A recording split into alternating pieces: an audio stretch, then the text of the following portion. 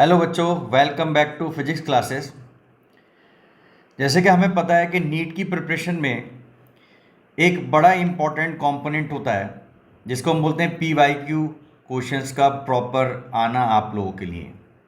P Y Q मतलब previous years के 35 years के क्वेश्चंस आप लोगों को रटे हों। वो इसलिए क्यों नीट में खासकर जो क्वेश्चंस का पैटर्न होता है वो रिपीटेटिव होता है या फिर डायरेक्ट ही क्वेश्चंस लास्ट ईयर से उठ के आ जाते हैं। तो मार्केट में बहुत सारी किताबें आपके पास अवेलेबल हैं जिसमें आपको P Y Q with solution मिलेंगे। बट बच्चे फिर भी स्ट्रगल करते हैं उस चीज़ को, क्योंकि वहाँ पर बस हैंड रिटन चीज़ें लिखी होती हैं।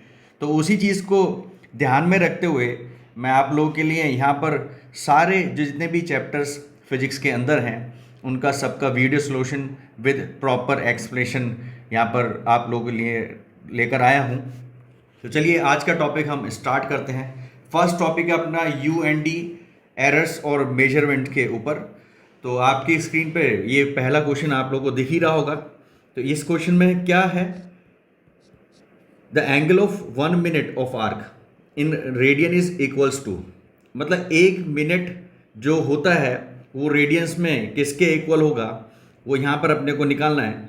तो 1 मिनट जो होता है वो बेसिकली किसके इक्वल होता है, 1/60 डिग्री के इक्वल रहता है।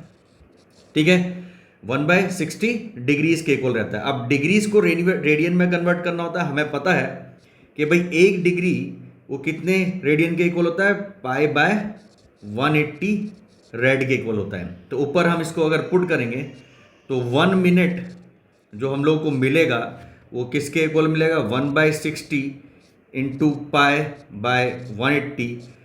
अब ये वैल्यूज़ हम यहाँ पर पुट करेंगे। पाई की वैल्यू कितनी है, 3.14, 60 इंटू 180।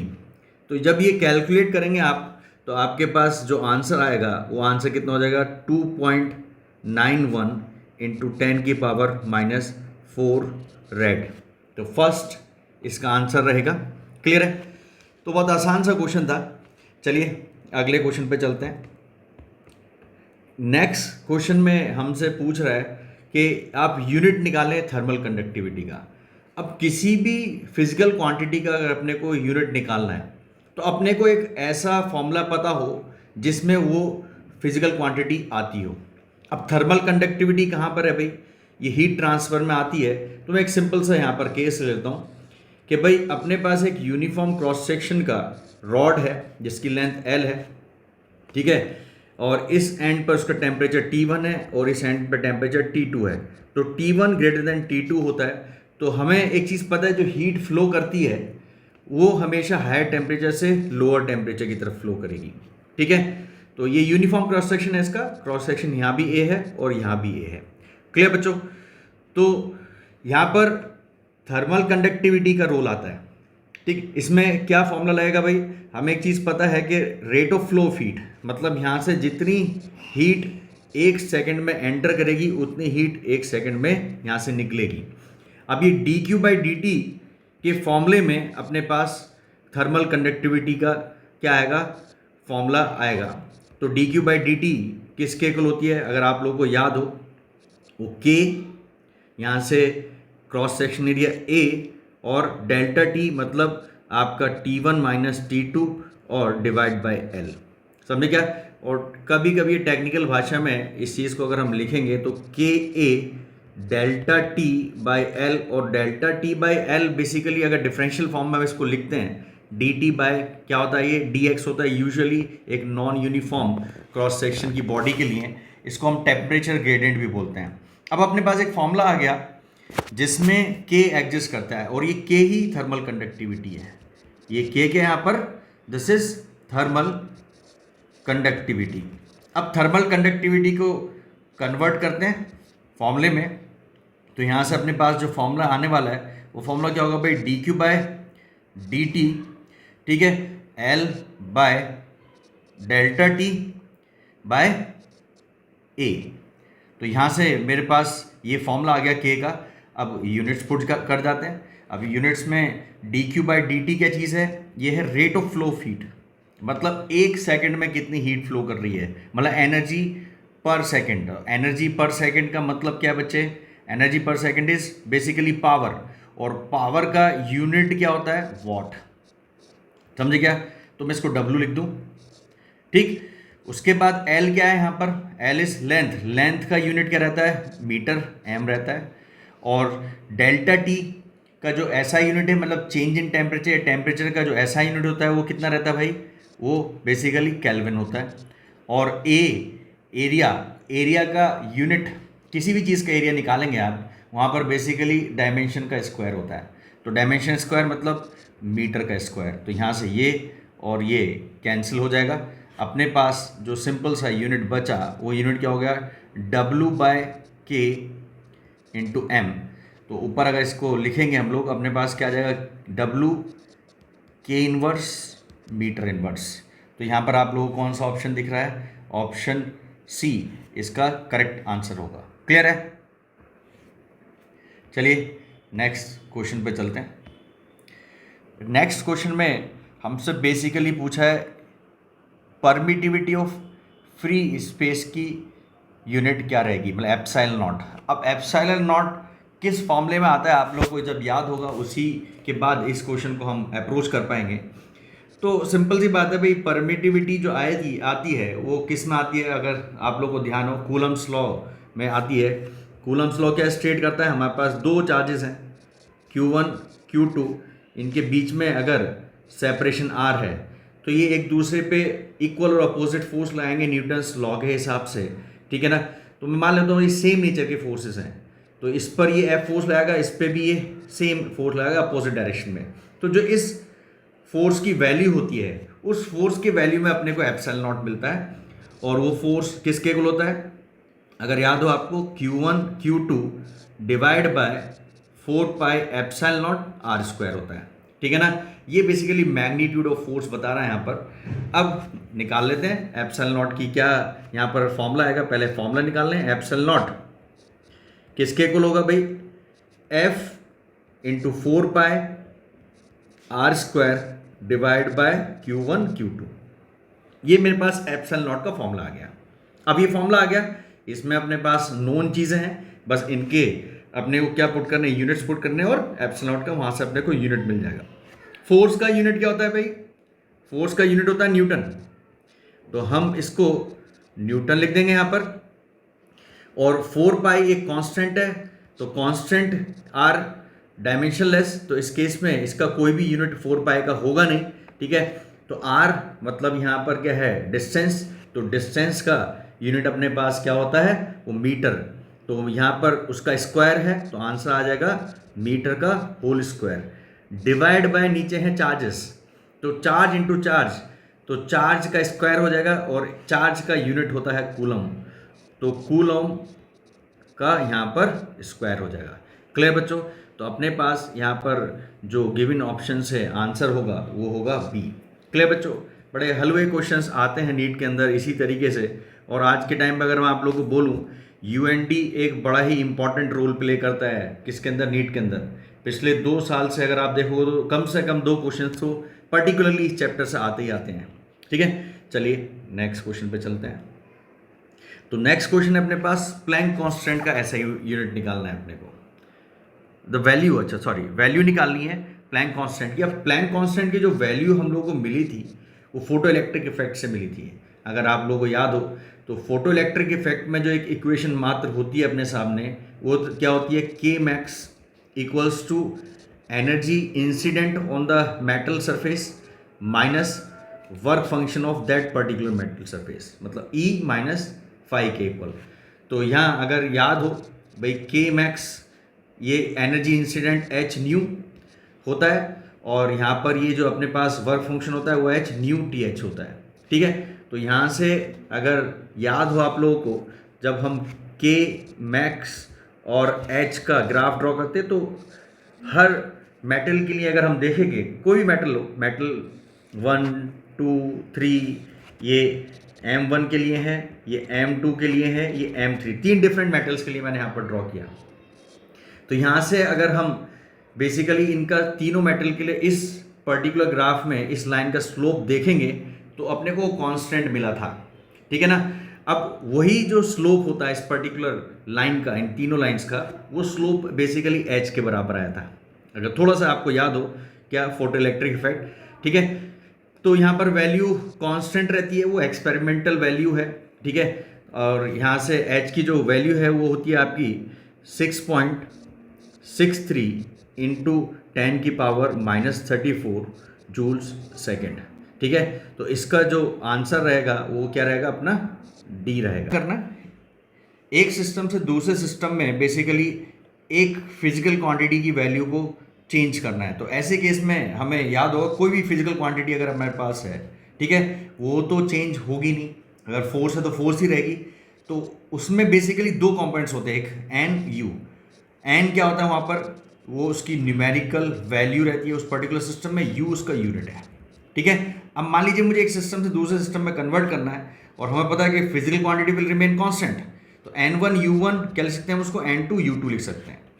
तो यहाँ से हमारे पास फॉर्मूला आएगा, मान लीजिए N1 मतलब एक सिस्टम में उसकी वैल्यू और यूनिट पता है, तो दूसरे सिस्टम में उसकी न्यूमेरिकल वैल्यू अपने को फाइंड करनी है, तो हम फॉर्मूला लिख देंगे N2 किसके इक्वल होगा, N1 U1 बाय U2 के इक्वल होता है। अब इसको अप्लाई कैसे करना है, इस क्वेश्चन से हम लोग समझेंगे, ठीक है।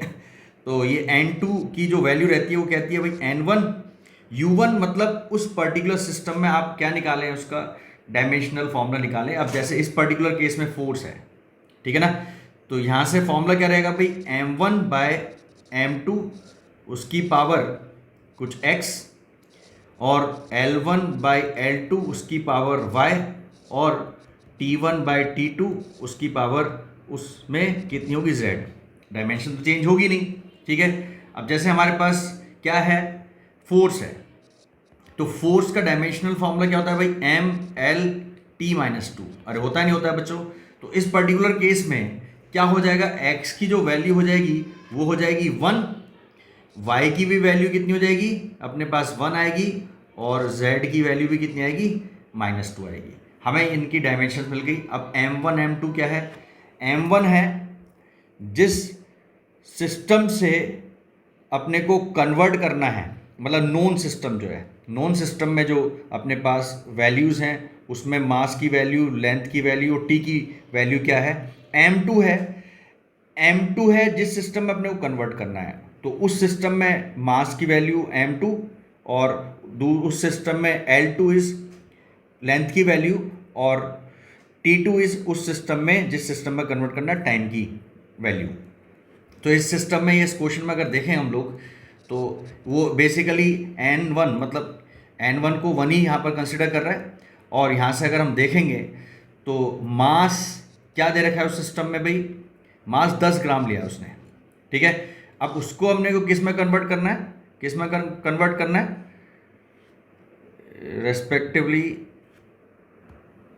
अब बेसिकली यहाँ पर unit of the force in this system will be equivalent to, तो अपने को MKS सिस्टम में अगर देखना है, मतलब बेसिकली MKS सिस्टम में इसको कन्वर्ट करेंगे, तो MKS सिस्टम में जो मास होता है वो 1 kg के इक्वल रहता है। तो 1 kg कितने ग्राम्स के इक्वल रहेगा, वो रहेगा आपका 1000 ग्राम के इक्वल। क्लियर है, उसकी पावर कितनी हो जाएगी, 1 हो जाएगी। सेम जो नॉन सिस्टम है वहाँ पर अपने को 10 सेंटीमीटर लेंथ की वैल्यू ली है। अब MKS सिस्टम में अगर हम उसको कन्वर्ट करेंगे, तो MKS सिस्टम में लेंथ कितना होता है, 1 मीटर होता है। 1 मीटर में कितने सेंटीमीटर होते हैं, हम उसको 100 होते हैं, उसकी पावर कितनी हो जाएगी, 1 हो जाएगी इस केस में। सिमिलरली टाइम को जो उसने लिया है वो 0.1 सेकेंड के बराबर लिया है, और MKS में वो किसके होता है, 1 सेकेंड के बराबर रहता है, तो इसकी पावर -2 लेंगे, ऊपर हमने फॉर्मूले से निकाला ही था। अब इसको अगर हम सॉल्व करें तो यहाँ से ये उड़ेगा और ये उड़ जाएगा, ठीक है। तो क्या बचेगा, 1/100 इंटू 1/10 इंटू यहाँ से कितना हो जाएगा, 1/10 की पावर -2 ऊपर जाके कितना हो जाएगा भाई, ये 10 की पावर -2 ऊपर जाके 100 हो जाएगा। अरे होगा नहीं होगा, तो यहाँ से हम इसको डायरेक्टली कट कर सकते हैं। अपने पास क्या आंसर आएगा, 1/10 अपने पास न्यूटन की वैल्यू मिलेगी, मतलब 0.1 न्यूटन इसका आंसर होगा। क्लियर बच्चों, तो इस तरीके से ये कन्वर्जन वाले क्वेश्चंस हम सॉल्व कर सकते हैं। चलिए अगले क्वेश्चन पे बढ़ते हैं। अगला क्वेश्चन है बेसिकली स्क्रू गेज का, इंस्ट्रूमेंट का क्वेश्चन है। इसमें क्या दे रखा है अपने को, क्या क्या चीज़ें नोन है वो पहले देख लेते हैं। भाई स्क्रू गेज है, the following readings when used to measure the diameter of the wire. एक वायर का अपने को डायमीटर निकालना है। मेन स्केल रीडिंग कितनी दे रखी है उसमें, यहाँ पर थोड़ा सा मिसिंग है आई थिंक, तो मेन स्केल रीडिंग नहीं, मिसिंग नहीं है, वो 0 mm ही है, ठीक है। और यहाँ पर क्या दे रखा है अपने को, सर्कुलर स्केल की रीडिंग कितनी है, 52 डिवीजन्स गिवन है। और यहाँ पर क्या है कि 1 mm on the main scale correspond to 100 divisions on the circular scale. तो डायमीटर निकालना इस केस में क्या होगा उस वायर का basically.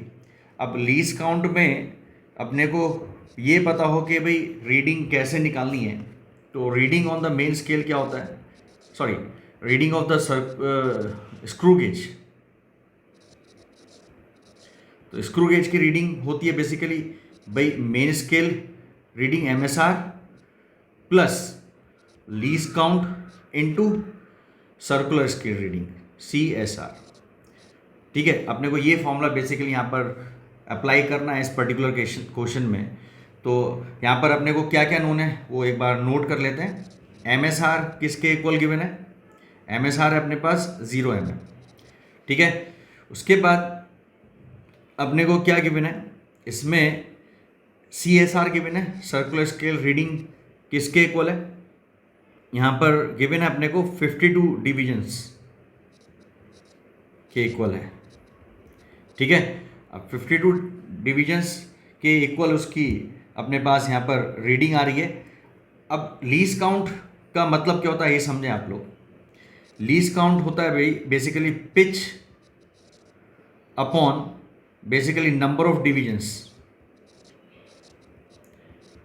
On circular scale CSR की। पिच का मतलब आप समझे पिच क्या चीज़ होती है।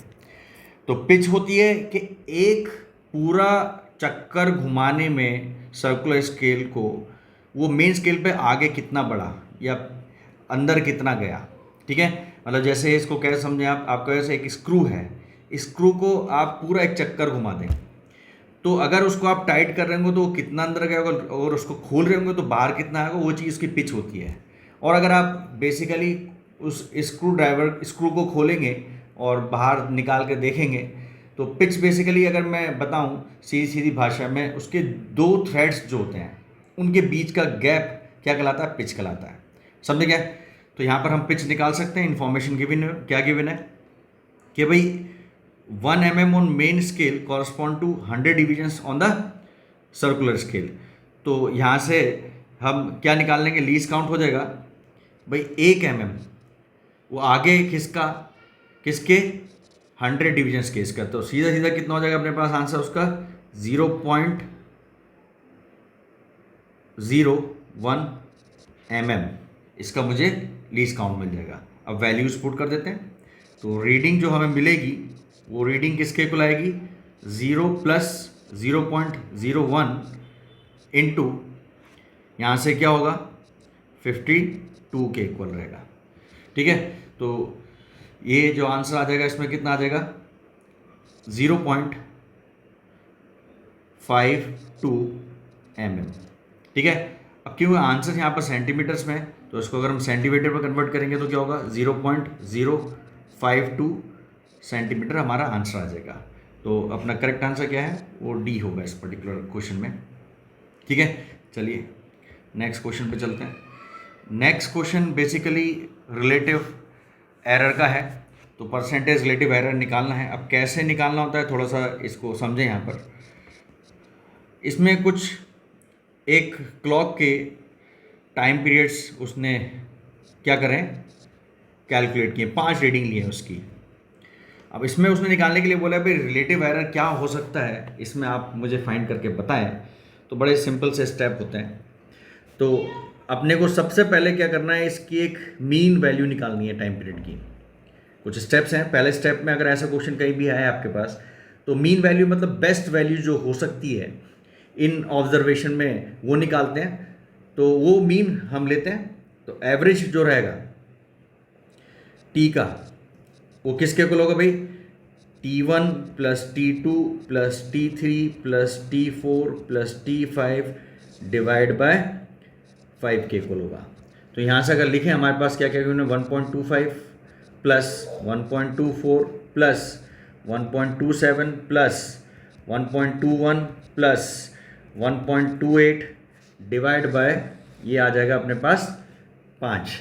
तो उसको जब हम बेसिकली ऐड करेंगे तो कितना आ जाएगा, 1 2 3 4 5 और यहाँ से 25 और ये ठीक है, this will be equals to 6.25 divide by 5 के इक्वल हो जाएगा। ठीक है, अब यहाँ से जब इसको आप डिवाइड करोगे 5 से तो ये आ जाएगा 1.25 सेकेंड्स। ये अपने पास बेस्ट वैल्यू मिली किसकी, टाइम पीरियड की। अब यहाँ के बाद सेकंड स्टेप जो होता है इसमें, अच्छा इसका ध्यान रखें, यहाँ पर अपने को कभी कभी कैसी वैल्यूज़ रहती है कि राउंड ऑफ करना पड़ जाता है। राउंड ऑफ किसके हिसाब से करेंगे हम लोग, एडिशन के हिसाब से, ठीक है ना। तो अगर राउंड ऑफ करना होता तो हम इसको 2 डेसिमल प्लेस तक राउंड ऑफ करते, अगर वैल्यू मान लीजिए 2 डेसिमल से ज़्यादा आती तब, ठीक है। अब इसके बाद जो नेक्स्ट स्टेप है उसमें हमें क्या निकालना है, सारी जो तुम्हारे पास रीडिंग्स हैं उनमें एब्सोल्यूट एरर फाइंड करना है। तो अब एब्सोल्यूट एरर जो रहेगा, एब्सोल्यूट एरर होता है बेसिकली हर एक रीडिंग के अंदर कितना एरर होगा। अब वो निकालते हैं बेसिकली किसके, जो भी आपने मीन वैल्यू निकाली माइनस जो भी पर्टिकुलरली उस पर्टिकुलर रीडिंग की वैल्यू है। तो मीन वैल्यू माइनस उस पर्टिकुलर रीडिंग की वैल्यू, वो मैंने टी यहाँ पर लिखा। तो इसमें 5 रीडिंग्स हैं, 5 रीडिंग के हिसाब से अगर हम निकालेंगे तो डेल्टा T1 जो आएगा, तो डेल्टा T1 कितना आएगा, वो आ जाएगा अपने पास 1.25 माइनस 1.25, तो 0 आया, ठीक है ना। सेकेंड केस में डेल्टा T2 अगर निकालेंगे हम लोग तो 1.24 माइनस 1.25, तो ये किसके इक्वल आ गया, माइनस ऑफ 0.01 के इक्वल आएगा, ठीक है। और डेल्टा T3 अगर अपने को फाइंड करना है तो डेल्टा T3 कितना होगा,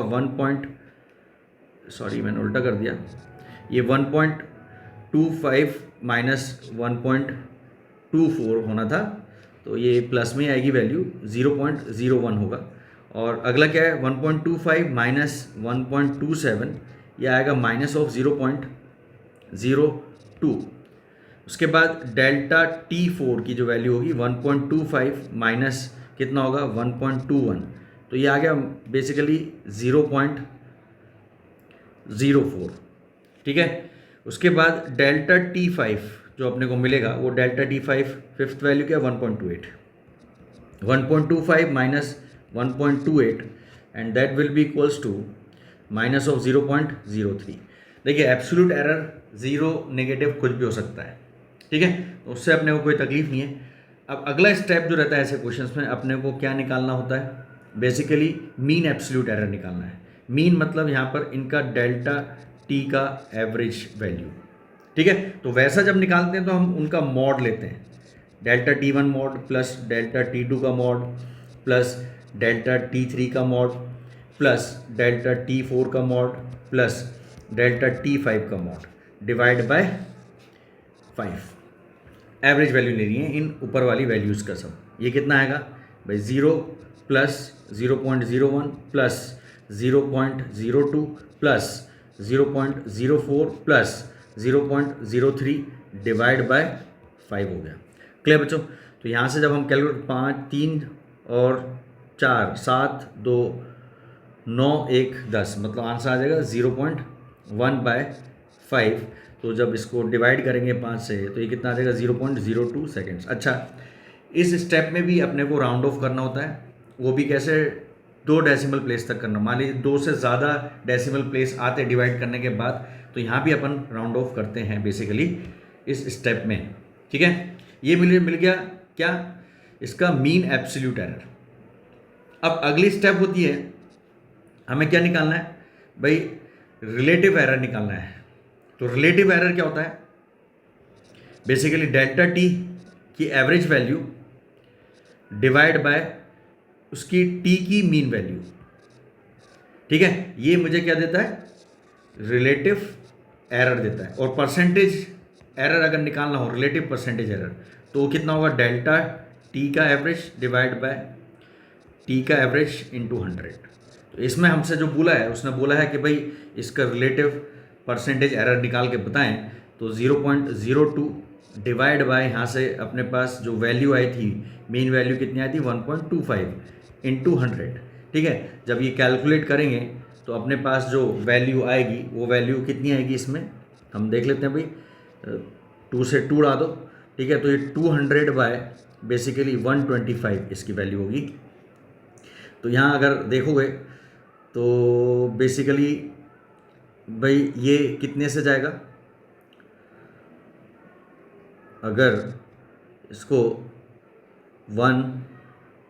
25 से करते हैं डिवाइड, तो 25 से ये 5 बार जा रहा है, और ये कितनी बार जा रहा है, 8 बार जा रहा है। ठीक है ना, तो यहाँ से सीधा सीधा अपने पास कितना आ गया, 8/5, 8/5 कितना होगा, 1.6% अपना आंसर रहेगा। तो इसमें ऑप्शन कौन सा है, 1.6, ये डी इसका आंसर रहेगा। क्लियर बच्चों, तो ये अपना क्वेश्चन नंबर 7 यहाँ पर निपटा। ठीक है, और मेरे ख्याल से आपको समझा भी होगा कैसे बेसिकली एब्सोल्यूट एरर फाइंड करना होता है। ठीक है, अब अगला क्वेश्चन है अपने पास, एक स्क्रू गेज है, फिर से स्क्रू गेज का क्वेश्चन आ गया। उसमें लीस्ट काउंट गिवन है, उसका कितना है, 0.01 mm, और उसमें कितने डिवीजन्स हैं, 50 डिवीजन्स हैं। तो उसकी पिच निकालने के लिए बोला है, बहुत हलवा सा क्वेश्चन है। ठीक है, तो अपने को उसके लिए लीस्ट काउंट का फॉर्मूला बताओ। तो लीस्ट काउंट क्या होता है, मैंने बोला भाई pitch upon number of divisions, number of division on CSR। CSR मतलब सर्कुलर स्केल की बात कर रहे हैं हम यहाँ पर। ठीक है, तो भाई इसमें पुट कर देते हैं जो वैल्यूज़ हैं अपने पास नोन। हमें यहाँ पर पिच निकालने के लिए बोला है, तो पिच सीधा सीधा कितना हो जाएगा, pitch will be equals to least count into number of division on CSR। तो लीस्ट काउंट है इस पर्टिकुलर क्वेश्चन में 0.01 mm, और नंबर ऑफ डिवीजन्स कितने हैं, वो 50 है। तो इस क्वेश्चन में जो अपने पास वैल्यू आएगी वो कितनी आएगी, 0.5 mm अपना सीधा सीधा आंसर आ जाएगा। तो करेक्ट ऑप्शन कौन सा होगा, इसमें बी रहेगा। चलिए नेक्स्ट क्वेश्चन पे चलते हैं। अब उसमें 9th क्वेश्चन क्या है, वो इससे भी ज़्यादा हल हुआ है। इसमें क्या निकालना है अपने को, taking into account of significant figures, हमें वैल्यू निकालनी है 9.99 मीटर माइनस 0.0099 का डिफरेंस लेना है। तो जैसे अपन बचपन से करते हैं वैसे इस क्वेश्चन को सॉल्व करेंगे। हमारे पास दो नंबर्स हैं 9.99, ठीक है, उसका डिफरेंस लेना अपने को किससे, 0.0099 से। भाई बचपन में ऐसे लिखते थे ना ऊपर नीचे, ठीक है। अब इनका डिफरेंस लेंगे, डिफरेंस कैसे लेंगे, अब यहाँ पर इसका अगर डिफरेंस लोगे तो ऊपर से कितना आएगा भाई, यह आ जाएगा यहाँ पर 1 0, और ये वैल्यू कितनी आएगी यहाँ से, यह आ जाएगी 8 9.9। अरे आएगी नहीं आएगी बच्चों। अब इतना तो मैं अगर एक 5वीं 6ठी क्लास के बच्चे को बोलूँ तो वो भी कर लेगा, बट उसने इसमें बोला है कि आपको क्या करना है, इसमें सिग्निफिकेंट फिगर्स को भी कंसिडर करना है। तो जब भी हम डिफरेंस लेते हैं या सम करते हैं दो वैल्यूज़ का, ठीक है, तो उसमें हम जो फाइनल आंसर आता है उसको राउंड ऑफ करते हैं फाइनली किसके हिसाब से, लीस्ट डेसिमल प्लेस के हिसाब से। तो लीस्ट डेसिमल प्लेस इस वाले में कितने डेसिमल प्लेस हैं, 2 डेसिमल प्लेस हैं, है ना, और इस वाले में डेसिमल प्लेस कितने, 4 डेसिमल प्लेस हैं। तो अपना जो आंसर आया है उस आंसर को अपने को 2 डेसिमल प्लेस तक राउंड ऑफ करना है, मतलब यहाँ तक राउंड ऑफ करना है, मतलब इस वैल्यू को अपने को ड्रॉप करना है, ठीक है। अब ड्रॉप करने वाली जो वैल्यू है अगर वो 5 से कम होती है, ठीक है, तो जहाँ से ड्रॉप करते हैं उसमें कोई भी चेंज नहीं आता, जो कि इसमें दिख ही रहा है। अगर 5 से कम है तो हम उसको एज इट इज़ यहाँ पर ड्रॉप कर देंगे। अपना जो फाइनल आंसर हो जाएगा वो कितना होगा, 9.98 मीटर अपना आंसर आ जाएगा, जो कि ऑप्शन ए करेक्ट है इस पर्टिकुलर केस में। क्लियर बच्चों, चलिए नेक्स्ट क्वेश्चन पे चलते हैं। नेक्स्ट क्वेश्चन में क्या दे रखा है अपने को, main scale of the vernier caliper has N divisions per centimetre, और उसमें क्या गिवन है, N divisions of the vernier scale coincides with N minus divisions of main scale. तो इसमें अपने को least count of the vernier scale निकालने के लिए बोला है। अब लीस्ट काउंट किसी भी पर्टिकुलर इंस्ट्रूमेंट का क्या होता है पहले वो समझ लें। लीस्ट काउंट का मतलब होता है कि कम से कम वो कितना रीड कर सकता है वो पर्टिकुलर स्केल। तो यहाँ अगर फॉर्मूला याद है आप लोगों को किसके लिए, वर्नियर कैलिपर के लिए, तो वर्नियर कैलिपर का लीस्ट काउंट जो है वो होता है 1 basically MSR main scale reading, या फिर 1 main scale division minus 1 VSD, मतलब 1 वर्नियर स्केल डिवीजन के बराबर रहता है, ठीक है ना। तो अब यहाँ पर हम लोग 1 MSD और 1 VSD यहाँ पर फाइंड करते हैं। क्या क्या गिवन है इसमें, भाई जनरल फॉर्मूला जो रहेगा इसका थोड़ा सा मैं यहाँ पर आप लोगों के लिए लिख देता हूँ। वो फॉर्मूला रहता है अपने पास भाई 1 MSD माइनस x/y, ये जनरल फॉर्मूला है किसी भी टाइप के वर्नियर स्केल के लिए, ठीक है ना। x यहाँ पर क्या चीज़ है, x है basically number of divisions on main scale coincide with vernier scale, और y है यहाँ पर number of divisions of vernier scale coincide with MS। अब x और y अगर आप भूल जाओ क्या चीज़ है तो ध्यान रखें, x होती है वैल्यू छोटी और y जो ऊपर क्वेश्चन में बड़ी गिवन होगी उसको हम यहाँ पर यूज़ कर लेंगे। तो यहाँ क्या गिवन है अपने को, वो दे रहा है कि n डिविजन्स जो हैं वर्नियर स्केल की कोइंसाइड कर रही हैं किसके साथ, n-1 divisions of main scale. तो इस केस में जो x हो जाएगा वो n डिविजन्स हो जाएंगी, और जो y हो जाएगा, y क्या हो जाएगा, n-1 हो जाएगा। अरे समझे क्या, सॉरी उल्टा कर दिया मैंने, आई एम रियली सॉरी। तो यहाँ पर y जो है वो यहाँ पर n है,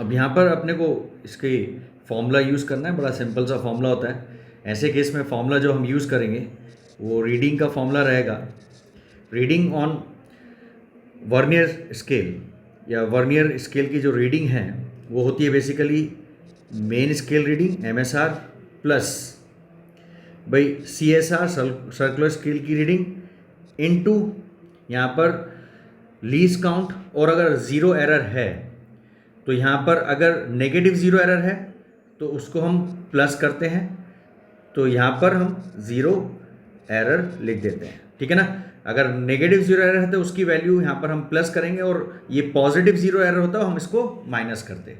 तो गिवन इन्फॉर्मेशन क्या क्या है वो लिख लें इसमें। लीस्ट काउंट कितना गिवन है अपने को, वो गिवन है 0.001 सेंटीमीटर। अच्छा, इसको हम किस में कन्वर्ट करें, इसको हम कन्वर्ट करेंगे भाई आंसर सेंटीमीटर्स में, तो सेंटीमीटर में रहने देंगे। और अगला मेन स्केल रीडिंग जो दे रखी है वो दे रखी है 5 mm, तो ये कितना हो जाएगा 0.5 सेंटीमीटर के बराबर होगा। वहीं अपने को और CSR सर्कुलर स्केल रीडिंग कितनी है 25 डिविजन्स के बराबर है, ठीक है। और ज़ीरो एरर है 0.004। बस यहाँ पर वैल्यू पुट करनी है ऊपर जो मैंने फॉर्म लिखा है उसके अंदर। तो मेन स्केल रीडिंग की जो वैल्यू है कितनी है 0.5 सेंटीमीटर प्लस CSR कितना है 25 इंटू 0.01 सेंटीमीटर, उसके बाद प्लस 0.004। अच्छा यहाँ पर ये सेंटीमीटर्स में ही है सारी वैल्यूज़। अब हम इसको कैलकुलेशन करते हैं। कैलकुलेशन करने के बाद कितना आएगा 0.5 मल्टीप्लाई करेंगे आप तो ये कितना हो जाएगा प्लस में 0.025 प्लस 0.04। ठीक, तो यहाँ से अपने पास आंसर आएगा 0.529 सेंटीमीटर। तो आंसर हो जाएगा अपना डी ऑप्शन। बस करेक्ट बच्चों। चलिए अगले क्वेश्चन पे चलते हैं।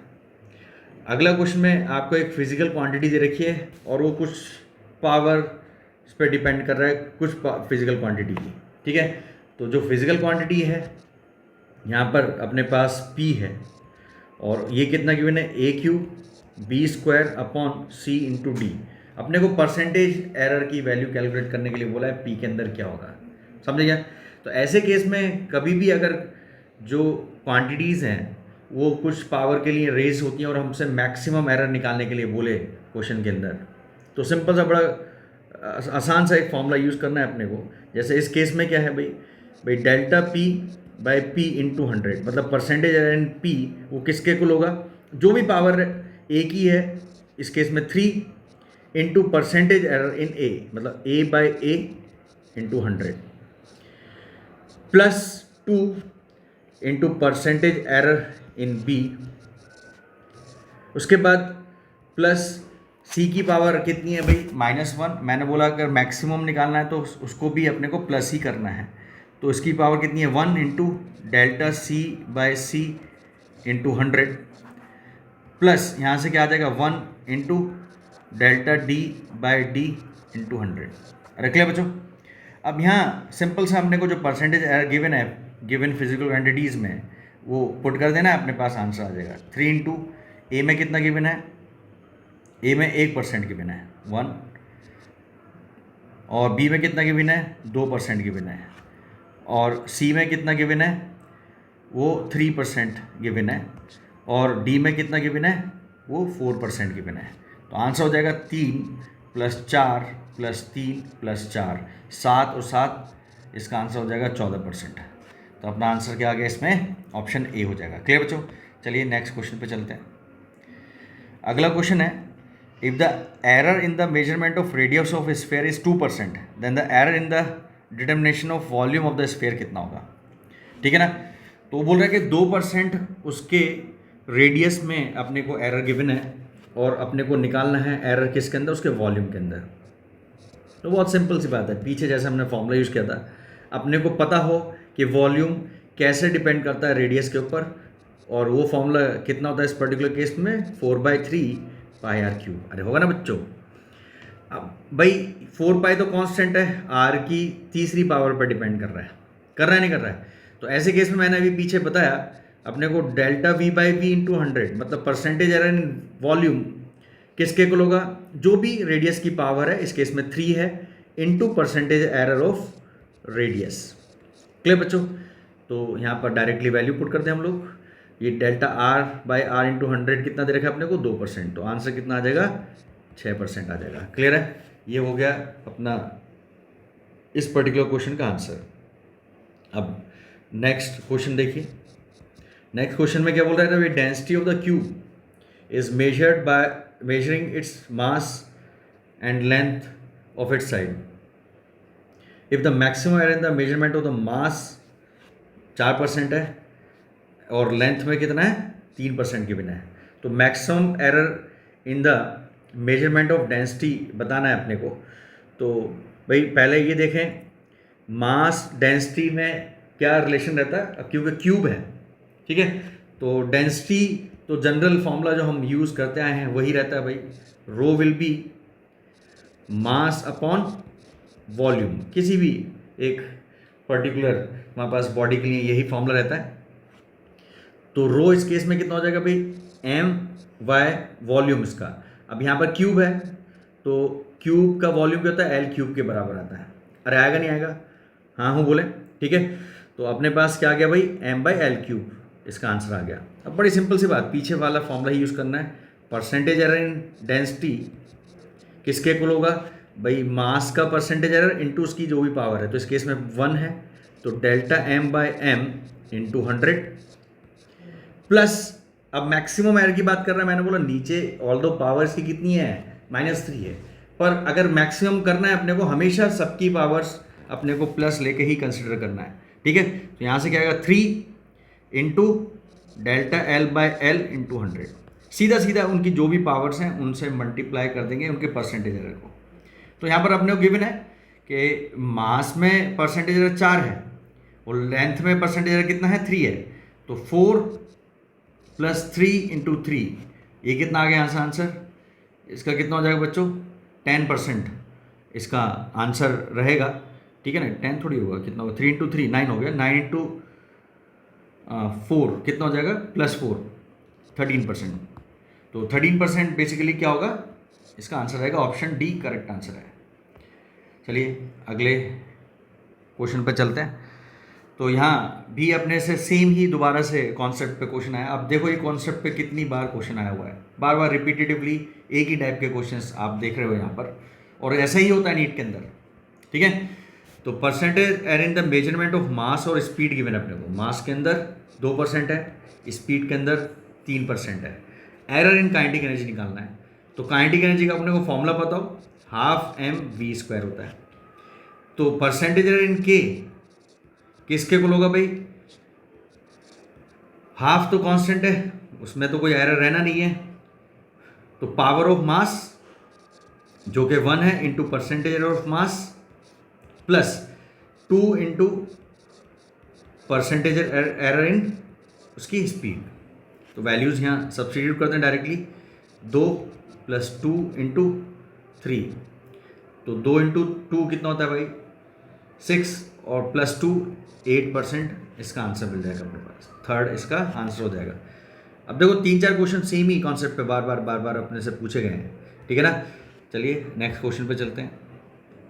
अब नेक्स्ट क्वेश्चन क्या है, अब वर्नियर कैलिपर का फिर से क्वेश्चन आ गया। इसमें n division of vernier scale coincide with n-1 division of main scale, ठीक है, और 1 डिवीजन की वैल्यू कितनी दे रखी है, 1 mm दे रखी है। तो लीस्ट काउंट निकालने के लिए बोला है हमसे, किसका, इस इंस्ट्रूमेंट का। फिर से सेम ही क्वेश्चन अगर आप देखो जो पीछे हम करके हैं, ठीक है।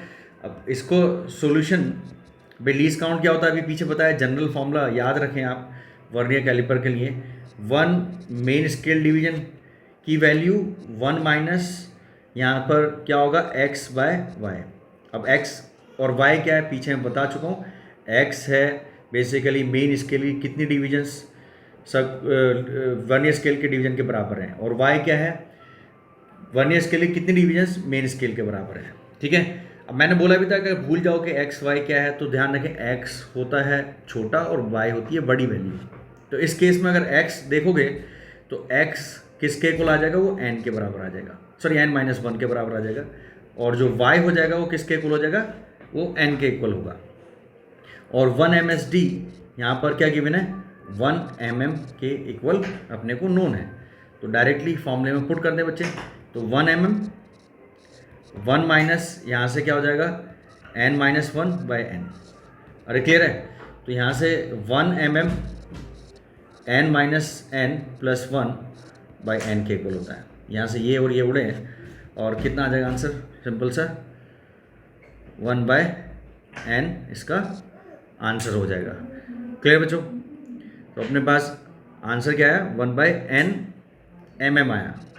अरे समझे क्या, तो ऑप्शंस में वैसा कोई भी अपने पास आंसर नहीं है, तो अपने को शायद इसमें जो पूछा है वो पूछा है सेंटीमीटर्स में आंसर।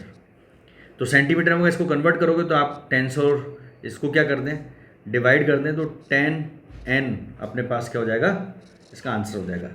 तो सी ऑप्शन क्या होगा, करेक्ट ऑप्शन रहेगा, समझे। चलिए नेक्स्ट क्वेश्चन को देखते हैं। अब नेक्स्ट क्वेश्चन क्या बोल रहा है, क्वेश्चन कह रहा है कोई भी बॉडी है, उसका वेट अपने पास ये है and has a measured volume of 4.7 cc the possible error in the measurement of mass and volume 0.01 gram and 0.1 centimetre. तो मैक्सिमम एरर इन डेंसिटी अपने को यहाँ पर फाइंड करने के लिए बोला गया है। तो पीछे भी देखा भाई, डेंसिटी का जो फॉर्मूला होता है मास अपॉन क्या होता है, वॉल्यूम होता है। अरे होता नहीं होता बच्चों?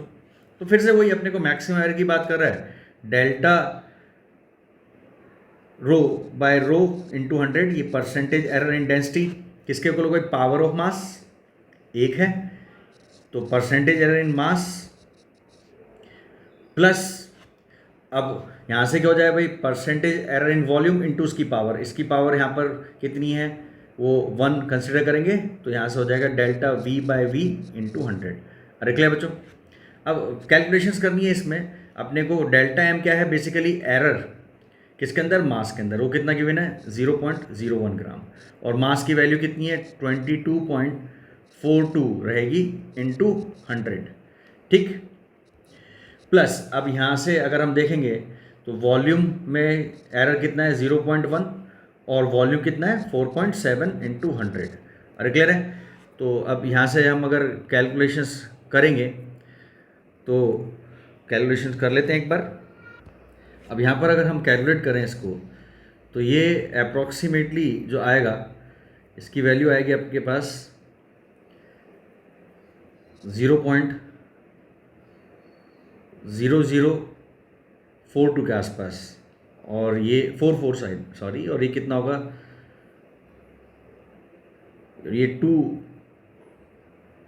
2.17 के आसपास रहेगी। तो इसका जो अप्रॉक्सीमेट आप आंसर लिखोगे वो 2% के आसपास आ जाएगा। कैलकुलेशंस आप लोग कर लेना एक बार, ठीक है। तो सिंपल सा ये फॉर्मूला अप्लाई करना है, और आंसर क्या रहेगा इसमें, 2% रहेगा। चलिए नेक्स्ट क्वेश्चन को यहाँ पर देखते हैं। तो नेक्स्ट क्वेश्चन में क्या है भाई, फोर्स गिवन है, एक्सेलेरेशन गिवन है, टाइम गिवन है, और इनको हमने एक फंडामेंटल क्वांटिटी ले लिया। तो डायमेंशन ऑफ एनर्जी अपने को फाइंड करना है। तो dimension of energy in terms of F, A और टी निकालना है। तो ऐसे क्वेश्चंस में क्या करना होता है कि अपने को एक फॉर्मूला जैसे ड्राइव करते हैं हम किसी फिजिकल क्वांटिटी के लिए, वही यहाँ पर हम कॉन्सेप्ट यूज़ करते हैं। तो अब इस केस में हम क्या लिखते हैं भाई, एनर्जी को ई लिख लेते हैं, ठीक है। तो एनर्जी किसके प्रोपोर्शनल है या किसके इक्वल में लिख सकता हूँ, उसको के कांस्टेंट कुछ भी हो सकता है वो, ठीक है। और साथ में एफ की पावर कुछ एक्स ले ली, और ए की पावर कुछ वाई ले ली, और जो इसमें टी की पावर है वो यहाँ पर हमने उसको जेड ले लिया। तो अपना काम है यहाँ पर एक्स वाई जेड निकालना। अब उसको कैसे निकालेंगे, एनर्जी के डायमेंशंस लिखे। एनर्जी का डायमेंशन क्या होता है भाई, mL²T-2 होता है भाई, फोर्स इनटू डिस्प्लेसमेंट से। जो वर्क का फॉर्मूला है मतलब डायमेंशन है, वही एनर्जी का डायमेंशन रहता है। अब फोर्स का डायमेंशन क्या होगा, mL/T-2 की पावर x, सेम। एक्सेलेरेशन का डायमेंशनल फॉर्मूला L/T-2 उसकी पावर y, और t का डायमेंशन t ही रहता है, ये z हो गया। अब कुछ नहीं करना है, राइट साइड में मास वाली चीज़ें सब एक साथ ले आओ। तो m x पहले वाले में है, दूसरे में m है ही नहीं, तीसरे में भी m नहीं है, तो m की पावर कितनी हो जाएगी, x हो जाएगी। और पहले वाले फैक्टर में l की पावर x है, दूसरे में y प्लस y हो जाएगा, और तीसरे में है ही नहीं, तो ये x प्लस y हो गया।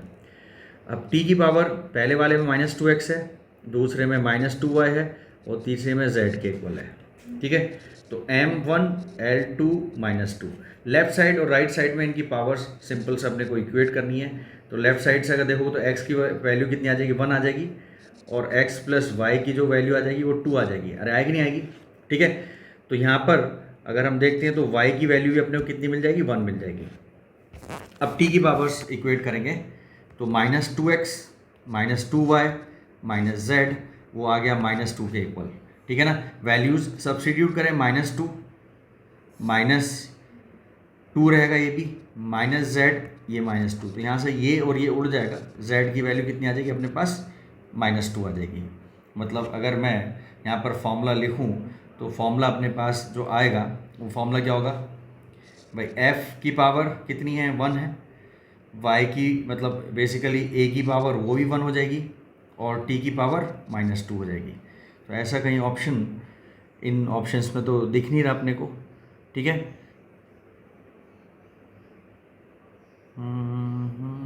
देखें भाई, F1 हो गया, A1 हो गया, और जो वैल्यू आ रही है, सॉरी ये प्लस जेड है, यहाँ पर मैंने थोड़ी सी यहाँ पर मिस्टेक कर दी, गलती कर दी, तो ये +2 आएगा। तो z +2 है, तो t की पावर कितनी हो जाएगी, 2k इक्वल आ जाएगी। तो फॉर्मूला ऑफ एनर्जी क्या आ गया, F(a)t²। तो ऑप्शन क्या होगा, बी। ठीक है, तो ये इसका करेक्ट ऑप्शन है। अब नेक्स्ट क्वेश्चन पे चलते हैं हम लोग। यहाँ पर Eg डिनोट्स एनर्जी और ग्रेविटेशनल कांस्टेंट। तो E और बाय G का डायमेंशन यहाँ पर अपने को फाइंड करना है। तो इसका सॉल्यूशन यहाँ पर लिखते हैं हम लोग। भाई E है एनर्जी और G है बेसिकली ग्रेविटेशनल कांस्टेंट। तो एनर्जी का डायमेंशन तो अपने को पता है भाई, जैसे जो वर्क होता है वही होगा mL²T-2। अब G का डायमेंशन आप निकालेंगे, कहाँ से निकालेंगे, अगर आपको याद नहीं है तो निकाल सकते हैं, याद है तो डायरेक्टली पुट कर सकते हैं। तो न्यूटन्स लॉ ऑफ ग्रेविटेशन का जो फॉर्मूला होता है वहाँ से हम पुट करेंगे इसमें, G m1 m2 divide bye क्या होता है, r²। तो G का फॉर्मूला यहाँ से क्या मिला, F(r²) m1 m2। तो फोर्स का डायमेंशन पुट कर दें, mL(T-2) r² डिवाइड बाय ये क्या हो जाएगा, यहाँ से m² हो जाएगा। तो वैल्यू क्या रहेगी इसकी, m की पावर -1 L³ और t की पावर -2। ठीक है, ये G का फॉर्मूला मिल गया। अब मुझे निकालना है E/G। तो E/G वैल्यूज पुट कर दें, mL²T-2 m की पावर -1 L³ t की पावर -2। तो ये यहाँ से उड़ेगा, ये यहाँ से उड़ जाएगा, एक पावर बचेगी बस इसकी। ठीक है, और m ऊपर जाके स्क्वायर हो जाएगा। तो ये क्या आएगा, m²/L, मतलब m² L-1 इसका डायमेंशन हो जाएगा, और t की पावर 0। तो ऑप्शन ए करेक्ट आंसर रहेगा इस पर्टिकुलर क्वेश्चन का। ठीक है बच्चों, चलिए नेक्स्ट क्वेश्चन पे चलते हैं। अब यहाँ पर डायमेंशन ऑफ स्ट्रेस पूछा है। अब स्ट्रेस क्या होती है भाई, वो फॉर्मूला पता होगा तब ये निकलेगा, अगर याद है तो वेल एंड गुड। तो स्ट्रेस प्रेशर के बराबर होती है, ऑल दो दोनों डिफरेंट फिजिकल क्वांटिटीज़ हैं। स्ट्रेस हम लिखते हैं F/A। अब F क्या होता है, mL(T-2), एरिया किस चीज़ का भी, L²। तो डायमेंशनल फॉर्मूला क्या आ गया अपने पास, mL-1 T-2। क्या हो जाएगा, इसका आंसर होगा जो कि C करेक्ट आंसर है इस केस में। क्लियर है। अब हम आगे, that can be formed out of CL और E²/4πε0। मतलब CG(E²/4πε0) को अपने को L के टर्म में लिखना है, मतलब L इनके टर्म में कैसे लिखा जाएगा वो अपने को बताना है। C का जो डायमेंशन है, C यहाँ पर क्या है, बेसिकली स्पीड ऑफ लाइट है। तो उसका डायमेंशन क्या होगा भाई, L(T-1) होगा। अरे होगा नहीं होगा, क्लियर सबको। उसके बाद जो G है, तो G अभी पीछे देखा ग्रेविटेशनल यूनिवर्सल ग्रेविटेशनल कांस्टेंट की बात है, तो उसका फॉर्मूला हम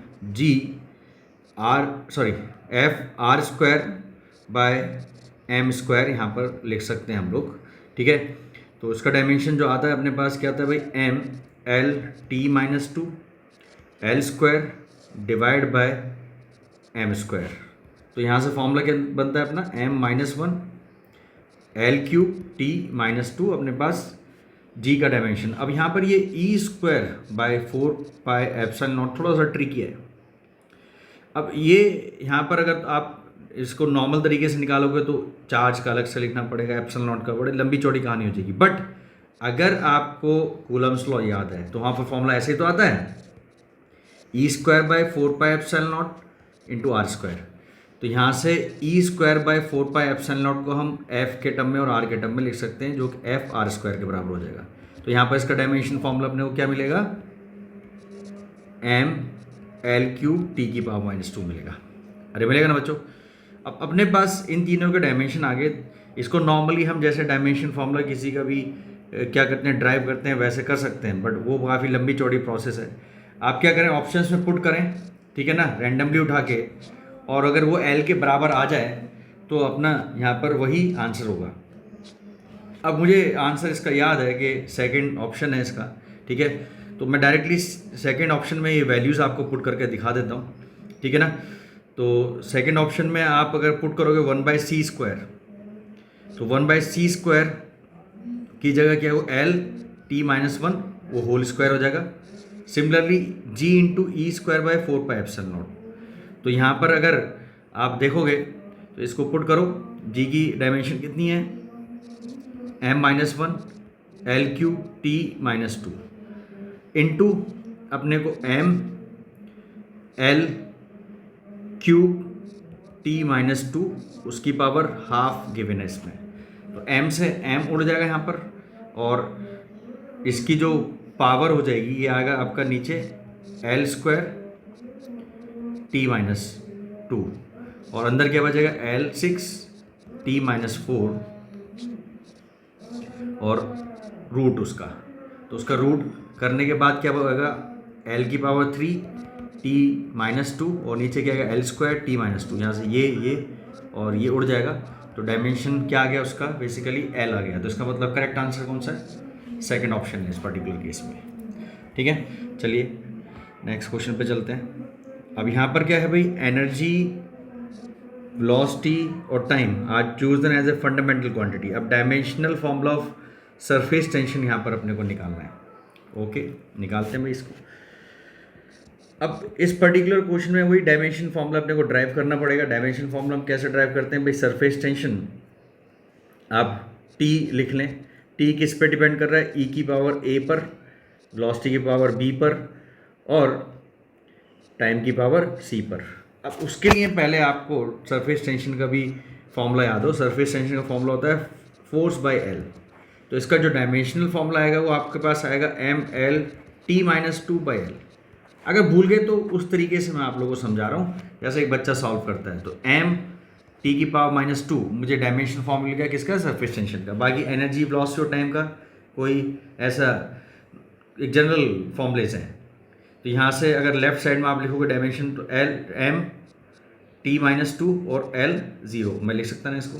और राइट साइड में एनर्जी को हम क्या लिख सकते हैं भाई, m L² t-2 उसकी पावर कितनी है, A है। सेम L(t-1) उसकी पावर B, और यहाँ पर T उसकी पावर C। क्लियर ना।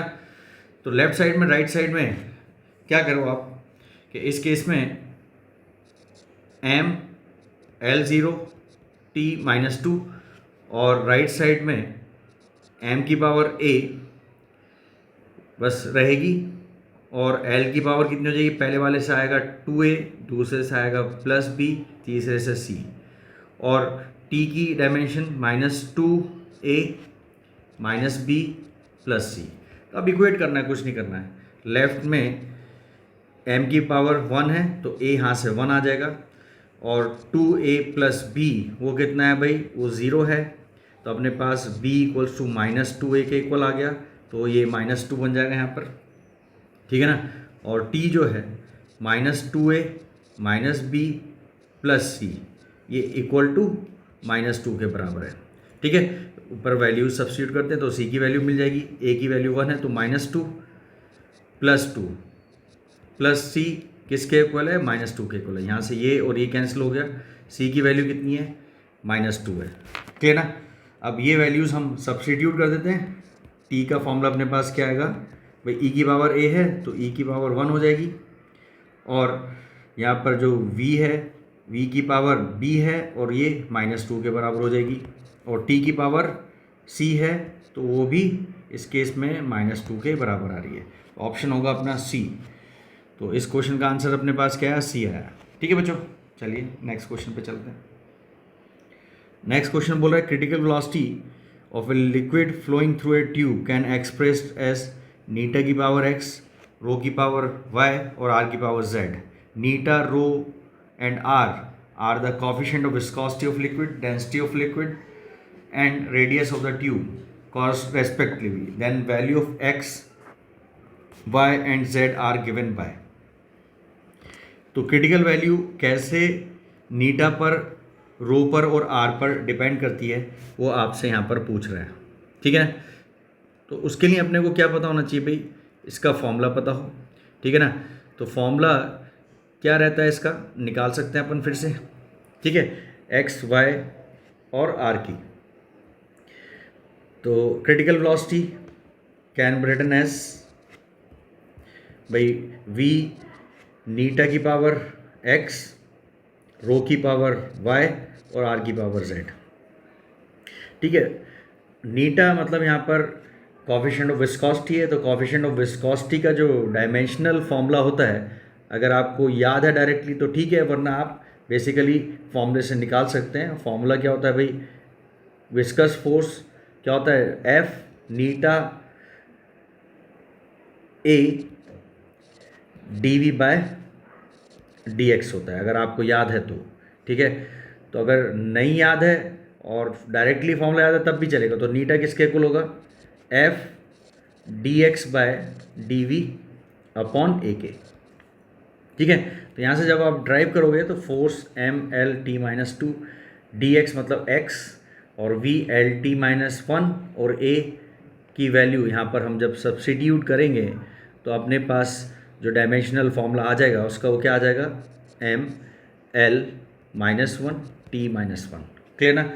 तो अब वैल्यूज़ सब्स्टिट्यूट कर देते हैं सारी। लेफ्ट साइड में स्पीड है तो एल टी माइनस वन और एम ज़ीरो हम लिख सकते हैं इसको, नीटा को M L minus one T minus one और उसकी पावर एक्स यहाँ पर है, रो है डेंसिटी, तो डेंसिटी क्या होती है, मास अपॉन वॉल्यूम, मतलब एम एल माइनस थ्री, उसकी पावर यहाँ पर y है, और सिमिलरली r है रेडियस, तो l की पावर यहाँ पर z हो जाएगी।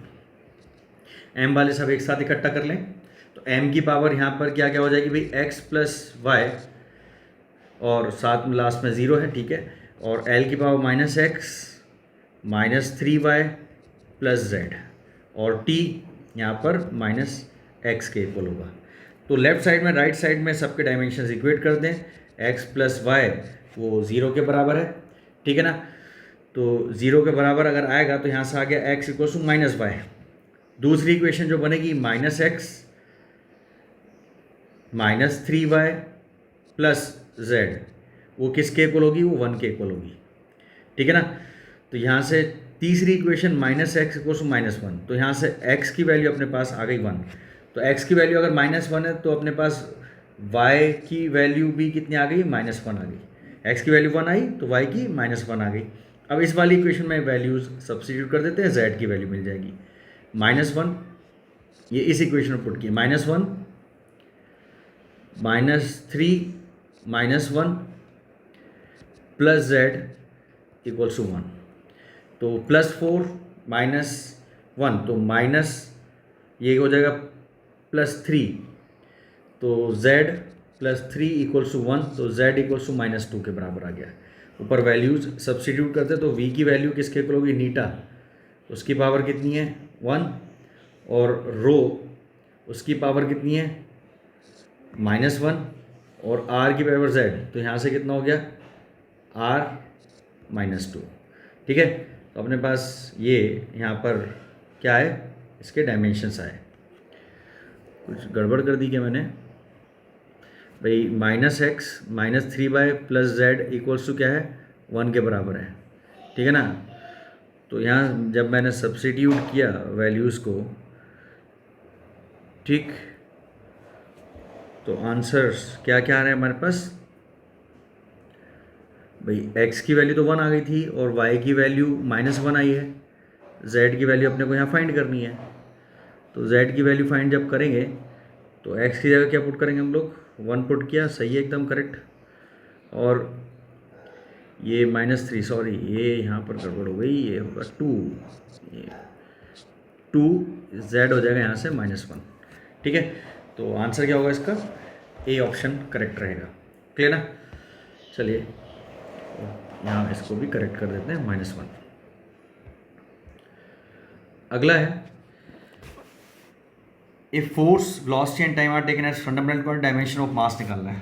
तो ये क्वेश्चन बहुत पूछे गए, आप देखो ना सेम टाइप के क्वेश्चन बार बार रिपीट हो रहे हैं, तो इसलिए तो बोला जाता कि नीट में PYQ अगर आपको रटे हुए हैं तो आप समझ लिए कि मतलब 50% पेपर लगभग वैसे ही बनता है दोबारा हर बार, ठीक है। तो यहाँ अगर आप फोर्स, वेलोसिटी और टाइम को एक फंडामेंटल क्वांटिटीज़ ले रहे हैं, तो मास को कैसे लिखेंगे उसके टर्म में? m इज़ f की पावर a, वेलोसिटी की पावर b और टाइम की पावर c लिख देंगे। ये ड्राइव करने का तरीका होता है किसी भी एक फिजिकल क्वांटिटी का डायमेंशनल फॉर्मूला, डिपेंडेंसी उन दूसरी फिजिकल क्वांटिटीज़ पर। तो m 1 है, l 0 है, t भी 0 है। ये होगा m l t माइनस 2 उसकी power a, l t minus 1 उसकी पावर b और यहाँ पर t की पावर c। अब m वाले सब एक जगह कर लेते हैं, तो m की पावर a है, l a प्लस b रहेगा और t क्या आएगा? Minus 2a minus b plus c के इक्वल। तो m1 l0 t0, तो यहाँ पर a की पावर 1 हो जाएगी और a प्लस p 0 हो जाएगा।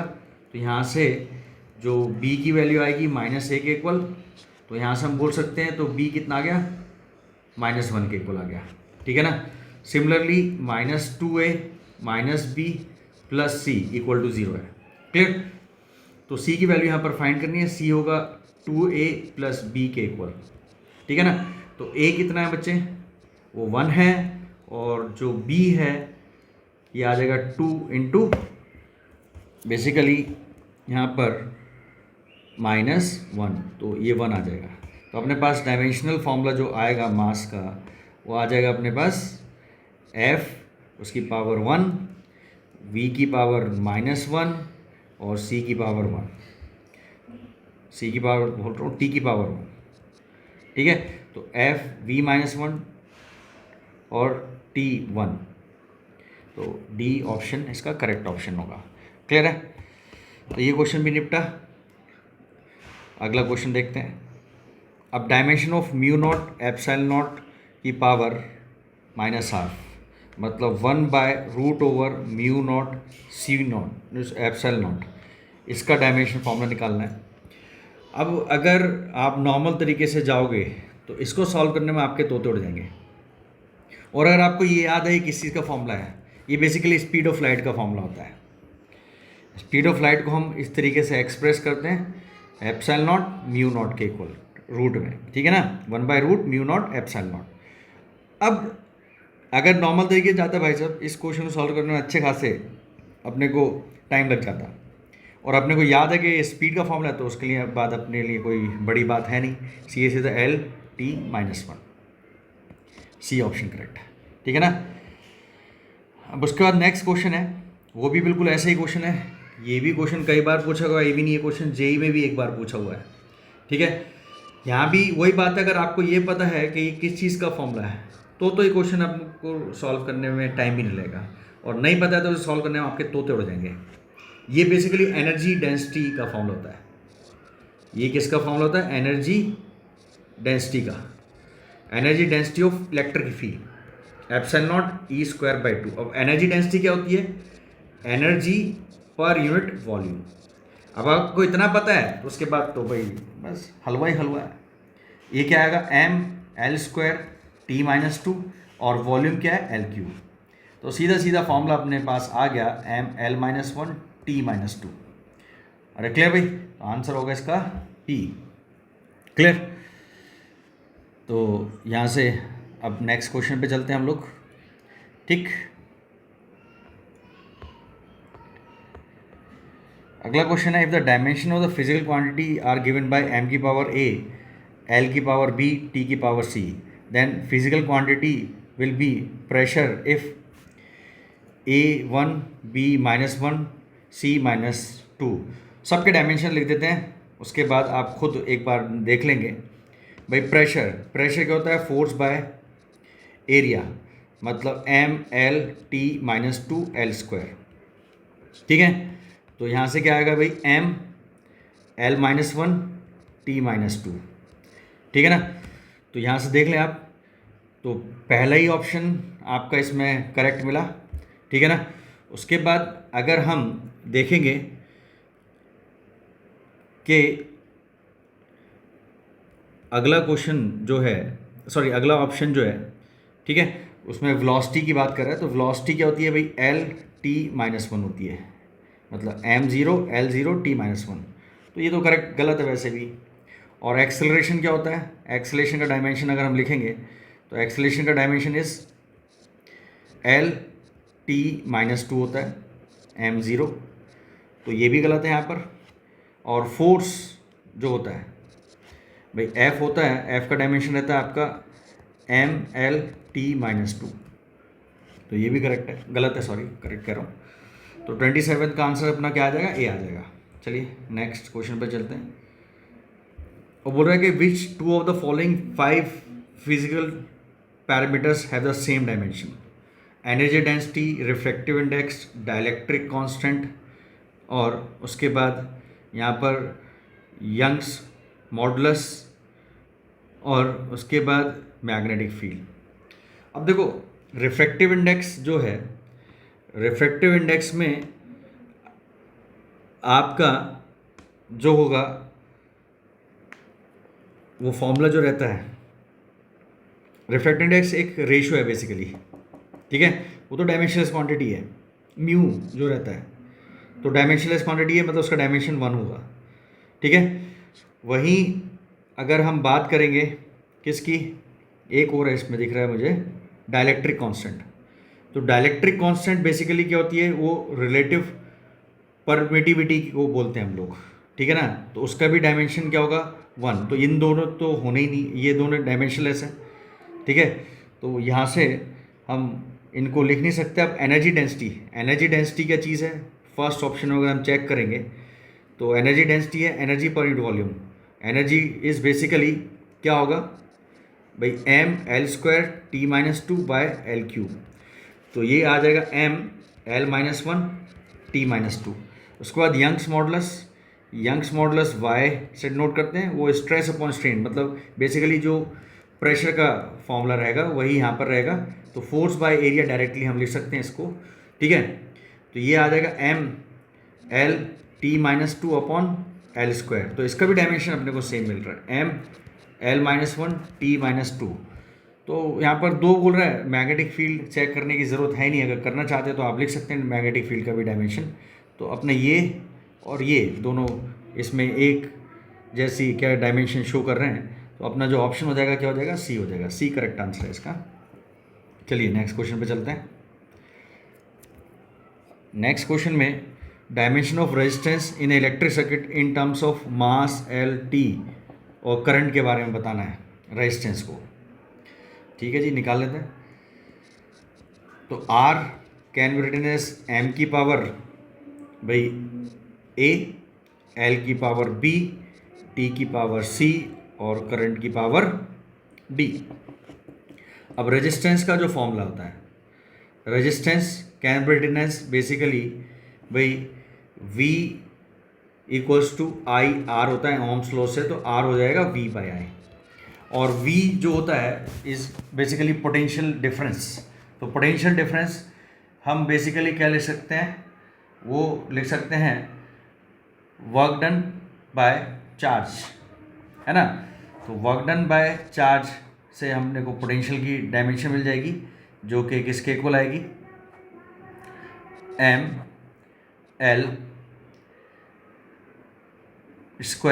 t-2। और उसके बाद ये R का मैं यहाँ पर फॉर्मूला लिख रहा हूँ, ये है बेसिकली वर्क Q इंटू आई, ठीक है ना। अब Q को क्या लिख सकते हैं हम लोग, I इंटू टी लिख सकते हैं और इंटू आई, ठीक है। तो R का जो मेरे पास फॉर्मूला आ गया वो आ गया mL² t-2, नीचे I की पावर 2 है तो ऊपर जाके -2 हो जाएगा, और T की पावर यहाँ पर -3 हो जाएगी। ये मुझे रेजिस्टेंस का फॉर्मूला मिल गया, ठीक है। अब ये यहाँ पर देख लेते हैं हम लोग भाई, R यहाँ से कितना है, mL² t-3 a की पावर I की पावर -2, mA/LB T की पावर C I की पावर D। यहाँ से डायरेक्टली भी हम लिख सकते हैं भाई, ठीक है ना। तो अपना जो ऑप्शन रहेगा mL² t की पावर -3 और I की पावर -2, तो ऑप्शन हो गया अपना D करेक्ट। चलिए नेक्स्ट क्वेश्चन पे चलते हैं। अब नेक्स्ट क्वेश्चन में क्या है, velocity of the particle at any time T is given by v equals to A T plus B by T plus C, where A B C are constant, dimension of A B C are निकालना है। अब देखो यहाँ पर basically क्या करना है भाई, वेलोसिटी इक्वल है किसके, इस पर्टिकुलर इसमें A T plus B by T plus C. तो एक चीज़ हमें पता है कि अगर हम ऐड कर रहे हैं दो फिजिकल क्वांटिटीज़ को, ठीक है ना, तो वो सेम फिजिकल क्वांटिटी होनी चाहिए, और लेफ्ट में और राइट में दोनों जो फिजिकल क्वांटिटीज है वो सेम हो, मतलब a इंटू टी वो किसके इक्वल होगा, v के इक्वल होगा, और ये टोटल जो क्वांटिटी है इस ये भी v के डायमेंशन के बराबर होगी। अरे होंगी नहीं होगी, क्लियर बच्चों। तो यहाँ पर अपने से डायरेक्टली अब वैल्यू मिल गई कि a इंटू टी का जो डायमेंशन होगा वो किसके इक्वल होगा, v के बराबर होगा। तो मैं डायमेंशन लिख देता हूँ, a t का डायमेंशन t के बराबर होता है और v का डायमेंशन l t माइनस के बराबर होगा। तो a किसके इक्वल आ गया, l t माइनस 2 के बराबर आ गया, मतलब एक्सेलेरेशन के डायमेंशन के बराबर है, ठीक है ना। उसके बाद b upon t plus C. तो पहले t प्लस सी को देखते हैं। तो t प्लस सी बेसिकली तुम्हारे पास जो आना चाहिए भाई, यहाँ पर अगर देखोगे मैं दो चीज़ों को ऐड कर रहा हूँ, टाइम को और सी को, तो सी भी टाइम होना ज़रूरी है यहाँ पर। तो जो टी का सी का डायमेंशन हो जाएगा वो भी क्या होगा, टी के इक्वल आएगा, आएगा नहीं आएगा। अब B plus V upon T plus C ये पूरा मिलके किसके बराबर आना चाहिए, वी के बराबर आना चाहिए। तो नीचे तो टी है तो ऊपर बी बाय टी और ये एल टी माइनस 1। अरे होगा नहीं होगा यहाँ से, तो बी का डायमेंशन अपने पास क्या आ गया, एल आ गया। तो अपने पास ऑप्शंस में यहाँ पर कौन सा करेक्ट है भाई, ए है एल टी माइनस 2, बी है एल और जो सी है वो टी के बराबर। तो ए ऑप्शन यहाँ पर क्या होगा, अपना करेक्ट मिलेगा, क्लियर। उसके बाद next question, ratio of dimension of Planck constant and that of moment of inertia is the dimension of, ठीक है भाई निकाल लेते हैं। ये बोल रहा है कि प्लैंक कांस्टेंट h बाय आई का जो dimension, I is moment of inertia, किसके इक्वल आएगा, h किसके इक्वल होता है, h का अगर आपको डायमेंशन पता हो तो h होती है यहाँ पर एनर्जी इनटू सेकंड, मतलब जूल्स इनटू सेकंड, ठीक है। और मोमेंट ऑफ इनर्शिया, ठीक है, कहाँ से निकाला है मैंने, अगर आपको नहीं पता E इक्वल्स टू एच नहीं होता है, वहाँ से निकाला है। जो यहाँ पर म्यू है वो फ्रीक्वेंसी है, E यहाँ पर एनर्जी है, ये इसका जूल होता है। तो ये क्या होता है, 1/s होता है। तो h का डायमेंशन अपने पास क्या आ गया, जूल सेकंड आ गया। अगर आपको याद नहीं है तो वहाँ से निकाला है मैंने, आपको बता दिया। और मोमेंट ऑफ इनर्शिया क्या क्या होता है भाई, kg मीटर स्क्वायर, क्योंकि आई k इंटू क्या होता है एम आर स्क्वायर, k कोई भी कांस्टेंट, क्योंकि k डिपेंड करता है किस टाइप की बॉडी है और किस एक्सिस के अबाउट हम उसको देख रहे हैं। अब यहाँ से अपने को पूरा थोड़ा सा कैलकुलेट करना है, लिख सकते हैं भाई किसको, j को, j है M L square T minus 2 into T, ठीक है, अपॉन ये लिखेंगे हम लोग M L square, L square M square cancel, और ये आ जाएगा टी की पावर -1। तो ये अल्टीमेटली अपने को क्या मिल गया यहाँ पर, ये आ गया अपने पास किसका, फ्रीक्वेंसी का फॉर्मूला, क्लियर। चलिए अगले क्वेश्चन पे चलते हैं। अब अपने को निकालना है भाई dimension of universal gravitation constant. कितने सारे पीछे क्वेश्चंस में हम इसको यूज़ कर आए हैं, फिर से आप लोगों के लिए निकाल देते हैं। मैंने बोला इस फॉर्मूला पता हो कि ये फिजिकल क्वांटिटी किस फॉर्मूले में आती है, ठीक है, तो उसके बाद हम आसानी से फॉर्मूला निकाल सकते हैं उस पर्टिकुलर फिजिकल क्वांटिटी का। अब यहाँ पर न्यूटन्स लॉ ऑफ ग्रेविटेशन से दो मासेस के बीच में जो फोर्स होता है वो क्या होता है, G m1 m2 divide by are square के इक्वल होता है। तो जी का जो यहाँ पर फॉर्मूला बना वो F R square by m1 into m2 के बराबर है।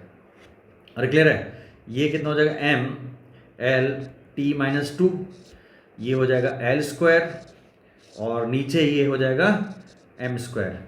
तो ये ऊपर जाके m-1, नीचे ये l³ t-2, इसका अपना को डायमेंशन मिल गया जो कि ऑप्शन ए है। चलिए अगले क्वेश्चन पे चलते हैं। ठीक है। अब Planck constant has the dimension, Planck constant की डायमेंशन क्या रहती है हमसे ये पूछ रहा है, तो निकाल लेते हैं। अभी पीछे फिर से देखा, एच किसके इक्वल होगा भाई, ई बाय न्यू के इक्वल होता है, मतलब energy into second, basically energy into second की बात कर रहा है। तो डायमेंशन किसके इक्वल आएगा इसका, वो चेक करने के लिए बोल रहा है। तो एनर्जी इंटू सेकेंड एक बार देख लेते हैं भाई, M L square T minus two into यहाँ पर क्या है टी, तो ये M L square T minus one इसका डायमेंशन होता है एच का। ठीक है, अब इसमें से कौन सी फिजिकल क्वांटिटी में ये M L square T minus two आएगा, वो देख लेते हैं भाई। एनर्जी तो होगी नहीं क्योंकि फॉर्मूले में ई इंटू एस आ रहा है, पावर भी नहीं होगी क्योंकि पावर क्या होती है, एनर्जी बाय सेकंड होती है, इसमें एनर्जी इंटू सेकंड दे रखा है। तो या तो लीनियर मोमेंटम है या फिर एंगुलर मोमेंटम है, और लीनियर मोमेंटम भी नहीं होगा कि लीनियर मोमेंटम क्या होता है भाई, एम इंटू वी होता है, तो मतलब वो आएगा M L T minus one. तो ऐसी ऑप्शंस मैंने करेक्ट कर दिए, तो ये भी नहीं है अपना करेक्ट ऑप्शन।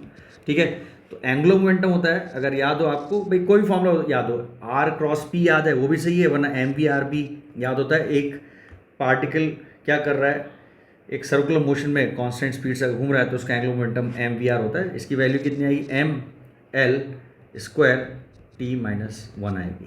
तो करेक्ट ऑप्शन अपना कौन सा है, एंगुलर मोमेंटम है। ठीक है, चलिए नेक्स्ट क्वेश्चन में चलते हैं। A pair of physical quantities having same dimensional formula. देखो यहाँ पर मुझे साफ साफ दिख गया कि किसका फॉर्मूला यहाँ पर सेम होता है, उसने ये पूछा है। तो वर्क और एनर्जी सेम ही चीज़ यहाँ पर रिप्रेजेंट करती है भाई। वर्क होता है फोर्स इनटू डिस्प्लेसमेंट, एनर्जी अगर निकालोगे, कोई भी एनर्जी निकाल लो, पोटेंशियल एनर्जी का फॉर्मूला लिखा U M G H, gravitation potential energy, electrostatic potential energy लिखोगे, या फिर आप क्या लिखना चाह रहे हैं, kinetic energy half M V square, तो अपने को क्या मिलेगा, वो सेम ही फॉर्मूला मिलता है। फोर्स और टॉर्क तो रिलेट नहीं कर सकते, क्यों, फोर्स और टॉर्क में रिलेशन आता है, टॉर्क होता है एफ क्रॉस आर, समझे क्या। तो ये तो वैसे भी नहीं होगा। इम्पल्स और फोर्स में पूछ रहा है, मैं लिख देता हूँ, जैसे ए ऑप्शन में क्वांटिटीज़ की बिना है, तो टाउ आर और एफ के बराबर होता है, आर क्रॉस एफ होता है, मैंने बस आर एफ साइन थीटा। तो ये तो हो ही नहीं सकते एफ और टाउ, ठीक है, टाउ मतलब टॉर्क, तो ए ऑप्शन तो वैसे ही अपना एलिमिनेट हो गया। ठीक है, क्योंकि उन्हें बीच में रिलेशन आ रहा है। सी ऑप्शन में फोर्स और इम्पल्स की बात कर रहा है, तो इम्पल्स जो होती है वो क्या होती है भाई, एफ डी टी, ठीक है ना। तो एफ और आई में भी यहाँ पर इक्वल नहीं है, वो किसी एक दूसरे क्या कर रहे हैं, फिजिकल क्वांटिटी के साथ मल्टीप्लाई या डिवाइड हो रहे हैं, तो ये भी नहीं होगा। और डी ऑप्शन जो लीनियर मोमेंटम और एंगुलर मोमेंटम, तो एंगुलर मोमेंटम क्या होता है, आर पी साइन थीटा रहता है, तो ये भी नहीं रहेगा। तो वर्क और एनर्जी हाँ बिल्कुल इक्वल रहते हैं, दोनों के डायमेंशन सेम रहते हैं, तो इसलिए अपना ऑप्शन जो होगा वो बी रहेगा। अब dimensional formula of magnetic flux अपने को निकालने के लिए बोल रहा है वो, ठीक है ना। तो मैग्नेटिक फ्लक्स का डायमेंशनल फॉर्मूला क्या होता है वो यहाँ पर हम फाइंड करते हैं अभी, ठीक है। तो उसके लिए आपको थोड़ा सा फ्लक्स का फॉर्मूला याद हो, तभी हम इस क्वेश्चन को सॉल्व कर पाएंगे, अदरवाइज नहीं होगा फॉर्मूला ये या क्वेश्चन सॉल्व अपने से। तो फाई बी ए कॉस थीटा होता है, अगर याद हो तो मैं डायरेक्टली बस बी ए लिख रहा हूँ, क्योंकि cos theta is dimensionless quantity, ये तो डायमेंशनलेस है,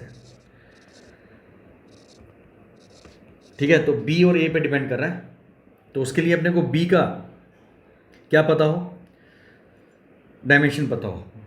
अब मैग्नेटिक फील्ड के बहुत सारे फॉर्मूलेज हैं, वो फॉर्मूला याद रखो जिसमें नोन क्वांटिटीज़ रहती हैं। बी के फॉर्मूला तुम अगर देखो भाई, ये करंट कैरिंग वायर के लिए भी याद रख सकते हो, ठीक है ना। इनफाइनाइट वायर का क्या होता है, mu naught I by two pi R होता है, ठीक है ना, ठीक है। पर क्या है उसमें, क्या म्यू नॉट आ रहा है, काफ़ी उसमें कैलकुलेशंस लग जाएंगी। एक फॉर्मूला शायद याद हो आपको कि भाई एक करंट कैरिंग वायर अगर मैग्नेटिक फील्ड में रखा हुआ है, तो उस पर जो फोर्स लगता है वो क्या लगता है, आई एल बी लगता है, ठीक है ना। तो यहाँ से आसानी से हम क्या कर सकते हैं, बी का फॉर्मूला फाइंड कर सकते हैं। तो एफ क्या, बी क्या होगा, एफ बाय आई एल के बराबर हो जाएगा, और एफ क्या होता है, M L T minus two, और आई यहाँ पर एम्पियर और ये एल, तो यहाँ से ये और ये उड़ गया, अपने पास क्या है, एम टी माइनस टू और ए की पावर माइनस वन। क्लियर बच्चों, ये मिल गया मुझे क्या, बी का। अब एरिया तो कोई बड़ी बात नहीं है अपने लिए, एम t-2 a की पावर -1 और एरिया क्या होगा L²। तो ये क्या आ गया, M L² t-2 a-1। Clear. ये मुझे क्या मिल गया यहाँ पर, फ्लक्स का डायमेंशनल फॉर्मूला मिल गया। कौन सा ऑप्शन होगा, mL² t-2 a की पावर -1, ए ऑप्शन यहाँ पर क्या है वो करेक्ट है। ठीक है ना। चलिए नेक्स्ट क्वेश्चन पे चलते हैं। अगला क्वेश्चन है भाई, force on a sphere of radius R moving in a medium with velocity v is given by f = 6 pi Neeta R B, dimension of नीटा। ये स्टोक्स लॉ कहलाता है ना। तो स्टोक्स लॉ से वो बोल रहा है कि नीटा की वैल्यू निकालो, मतलब कॉफिशिएंट ऑफ विस्कोसिटी की, तो निकाल सकते हैं, कोई बड़ी बात नहीं है। 6 पाई नीटा आर इंटू वी, तो नीटा क्या हो गया भाई, f/6 pi R into V. Formula तो कुछ भी हो, कई सारे अलग अलग फॉर्मूलेज में कोई भी एक डायमेंशन क्वांटिटी आ सकती है, डायमेंशन तो सेम ही रहेगी। इवन यहाँ पर आप जो मैंने पीछे एक क्वेश्चन सॉल्व किया था उस फॉर्मूले से भी यहाँ पर नीटा की वैल्यू फाइंड कर सकते हैं। तो हम इसी से निकालते हैं, जो गिवन है, तो काय को टेंशन लेनी। L t-2 फोर्स का डायमेंशन है, 6 पाई ये तो कांस्टेंट है, 1 होगा इसका डायमेंशन, रेडियस का डायमेंशन इस L और वेलोसिटी का L t-1 होगा। तो यहाँ से ये और ये कैंसिल हो गया, जो वैल्यू मिल गई अपने को क्या मिल गई, mL-1 और t की पावर -2। अरे क्लियर बच्चों, तो mL-1 t की पावर -1 होगा, सॉरी। ठीक है, ये ऑप्शन क्या मिल जाएगा अपने को, डी इसका करेक्ट आंसर मिलेगा। नेक्स्ट क्वेश्चन पे चलते हैं हम लोग। Which of the following will have the dimension of time. अब यहाँ पर टाइम कांस्टेंट अगर आपको याद है, तो टाइम कांस्टेंट कौन सा रहता है, एलआर सर्किट का जो टाइम कांस्टेंट होता है वो क्या रहता है भाई, L/R रहता है। ठीक है, तो काय को इसमें कैलकुलेशन करनी, अगर आपको याद है, चार्जिंग और डिस्चार्जिंग ऑफ बेसिकली इंडक्टेंस है ना, डीके और ग्रोथ ऑफ करंट में टाइम कांस्टेंट L/R रहता है। तो सीधा सीधा L/R अपना इसमें ऑप्शन रहेगा।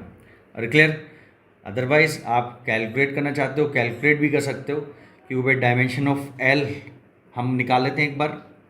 तो डायमेंशन ऑफ L क्या रहेगी, वो रहती है mL² t-2 और a की power -2 divide bye m, resistance यहाँ पर है L² t की पावर -3 a की पावर -2। तो जब आप इसको देखेंगे तो सीधा सीधा अपने पास डायमेंशन क्या आएगा, t आ जाएगा। ये सब एक दूसरे को कैंसिल करते हुए दिखेंगे, बाकी और ऑप्शन भी इस तरीके। चलिए इस क्वेश्चन सॉल्व करते हैं। अब इस क्वेश्चन में क्या दे रखा है, इक्वेशन गिवन एज, लिख लेता हूँ मैं यहाँ पर, वो क्या है, p + a/v², वो किसके इक्वल है, b(θ/v) के इक्वल है। p यहाँ पर प्रेशर है, v वॉल्यूम है, थीटा यहाँ पर क्या टेम्परेचर गिवन है, और a भी कांस्टेंट है। बोल रहा है a का डायमेंशन निकालो। अब यहाँ पर डायमेंशन अगर निकालना है मुझे तो कोई बड़ी बात नहीं है। तो यहाँ से एक चीज़, एक रूल अपने को याद रखना पड़ेगा कि अगर दो चीज़ें ऐड हो रही हैं तो वो दोनों सेम फिजिकल क्वांटिटी रिप्रेजेंट करनी चाहिए। भाई ऐसा तो नहीं है कि मैं फोर्स को वेलोसिटी के साथ ऐड कर दूँ। सिंपल से एक एग्जांपल को, $1 और ₹1 को मैं ऐड डायरेक्टली कर सकता हूँ क्या, बिना कन्वर्जन के नहीं कर सकता ना। ठीक है ना।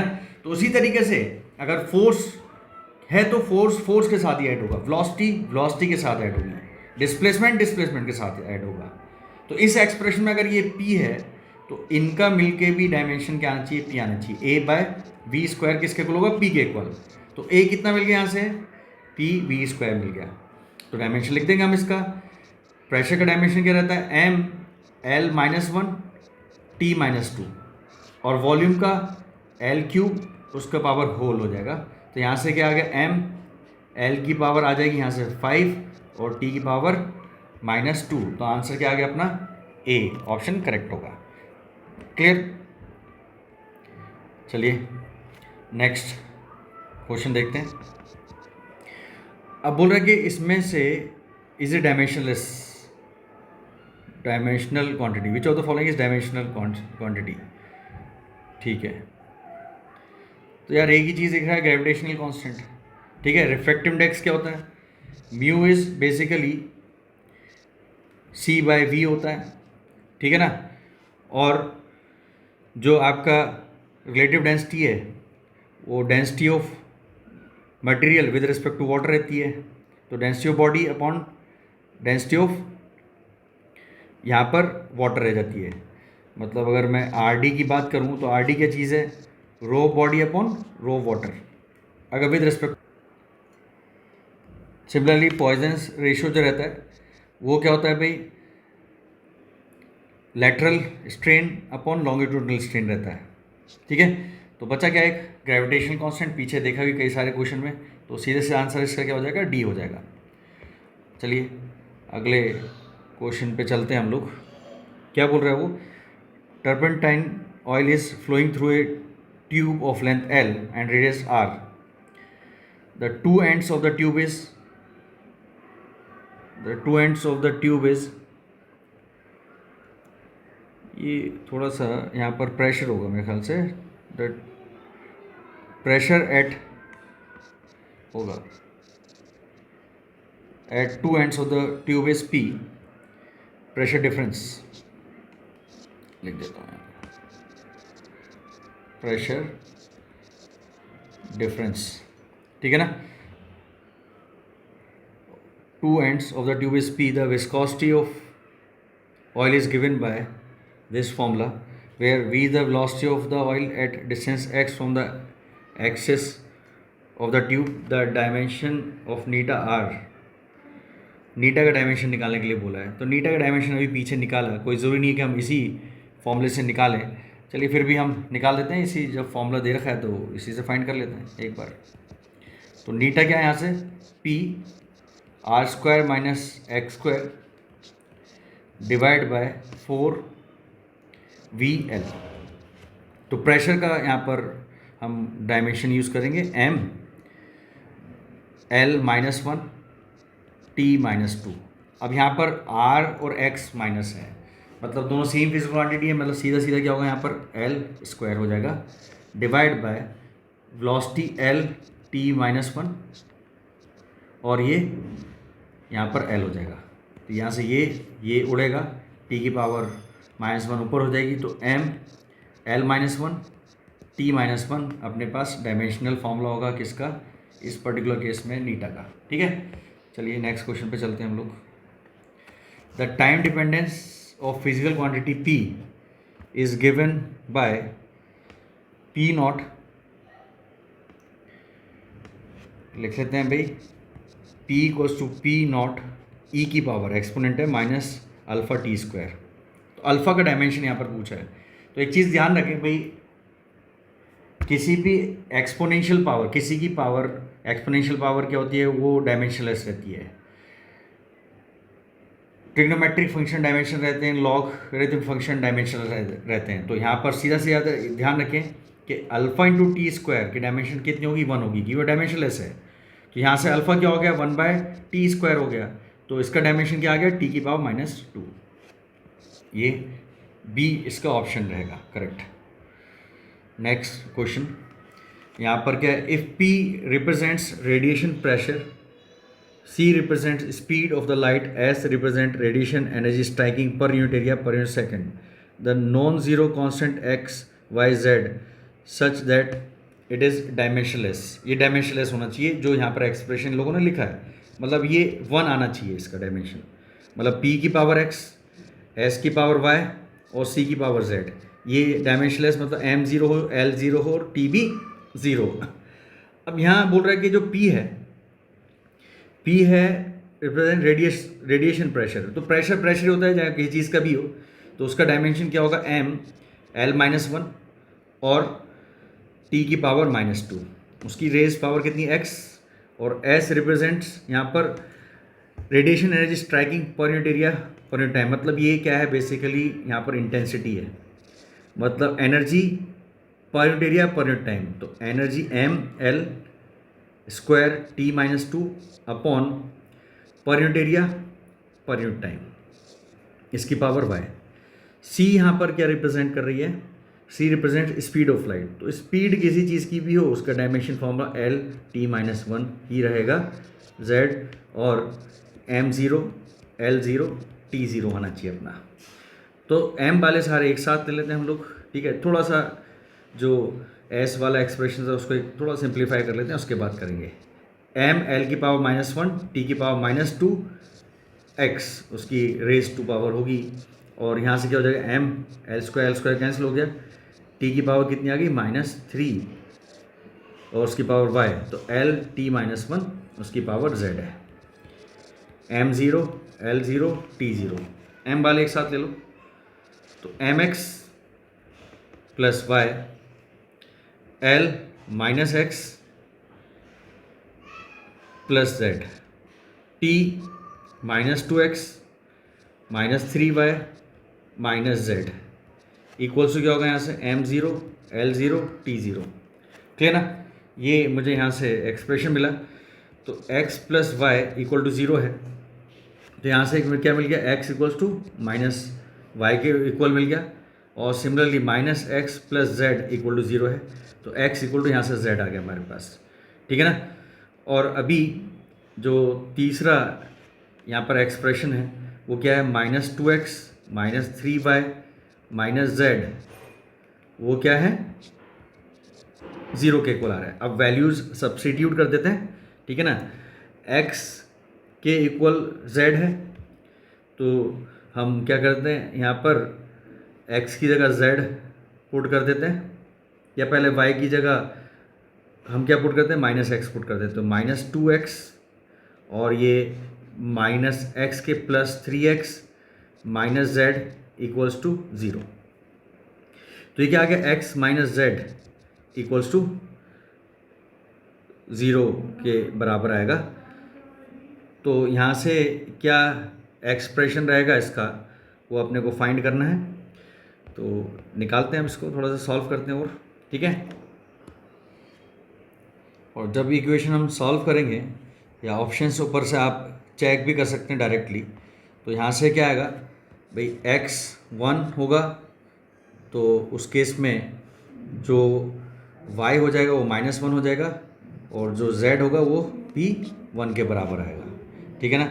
ये ऑप्शन से मैंने चेक करके आपको यहाँ पर बताया, x की वैल्यू वन, y की वैल्यू माइनस वन और z की वैल्यू वन, तो ऑप्शन क्या हो जाएगा इसका C करेक्ट होगा, ठीक है। चलिए नेक्स्ट क्वेश्चन पे चलते हैं। नेक्स्ट क्वेश्चन में पूछा आपके पास यहाँ dimensional formula of permeability of free space. अब परमेबिलिटी मतलब म्यू नॉट के डायमेंशन की बात कर रहे हैं यहाँ पर। अब मैंने वही बोला भाई डायमेंशनल फॉर्मूला हम निकालना है तो फॉर्मूला बताओ जिसमें वो म्यू नॉट आ रहा हो, ठीक है ना। तो बहुत सारे फॉर्मूले में म्यू नॉट होता है। बायो-सेवर्ट्स में अगर हम बात करें, बायो-सेवर्ट्स डी बी एक करंट कैरिंग छोटे से एलिमेंट की वजह से magnetic field mu naught four pi I d l sine theta by are square, इससे भी हम फाइंड कर सकते हैं। अदरवाइज सोलेनॉइड का जो फॉर्मूला होता है मैग्नेटिक फील्ड का, आइडियल सोलेनॉइड का म्यू नॉट एन आई, उससे भी हम यहाँ पर इसका म्यू नॉट का डायमेंशन निकाल सकते हैं। ये कौन सा है, ये है बायो-सेवर्ट्स लॉ, और ये सोलेनॉइड का फॉर्मूला है, ठीक है। तो मैं तो इससे निकाल लेता हूँ, म्यू नॉट कितना होगा बी बाय एन आई के बराबर है। अब बी का फॉर्मूला जो रहता है डायमेंशनल फॉर्मूला वो रहता है एम टी की पावर माइनस टू ए की पावर माइनस वन, ठीक है। और एन है number of turns per unit length, per unit length मतलब सीधा सीधा यहाँ पर वन बाई एल हो जाएगा, और आई यहाँ पर क्या है एम्पियर है ए, तो ऊपर जाकर ये क्या चीज़ हो जाएगी M L T minus two और ए की पावर माइनस टू। तो अपने पास यहाँ जो फॉर्मूला मिलेगा वो फॉर्मूला मिल गया, और ऑप्शन ए यहाँ पर क्या होगा करेक्ट ऑप्शन रहेगा, क्लियर। चलिए नेक्स्ट क्वेश्चन को देखते हैं। The frequency of vibration of a mass m suspended from the spring of spring constant K is given by a relation of type F equals to C mx K की power y, where C is a dimensionless constant. Value of x and y are, तो निकाल लेते हैं, कोई बड़ी बात नहीं है अपने लिए. C यहाँ पर क्या, is a dimensionless constant. Okay, तो फ्रीक्वेंसी किसके इक्वल है भाई, C mx K की पावर y. ठीक है, तो फ्रीक्वेंसी का डायमेंशन अपने को पता है, टी की पावर -1 होता है, तो ये क्या होगा, m0 L0 टी की पावर -1. राइट साइड में c एक डायमेंशनलेस कांस्टेंट है, तो इसका डायमेंशन 1 हो गया.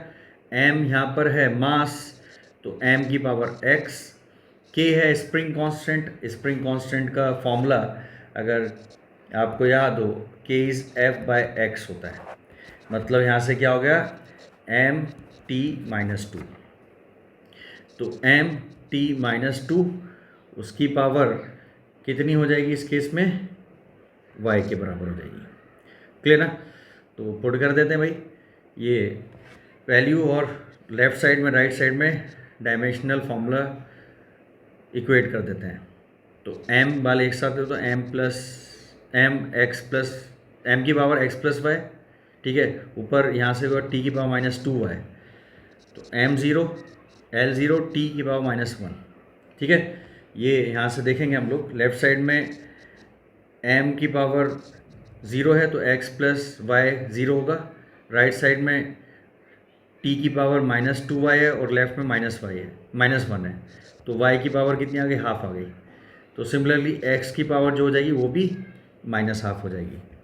तो y हाफ और x -हाफ. तो कौन सा ऑप्शन आ रहा है आपके पास, डी ऑप्शन करेक्ट हो रहा है इस केस में.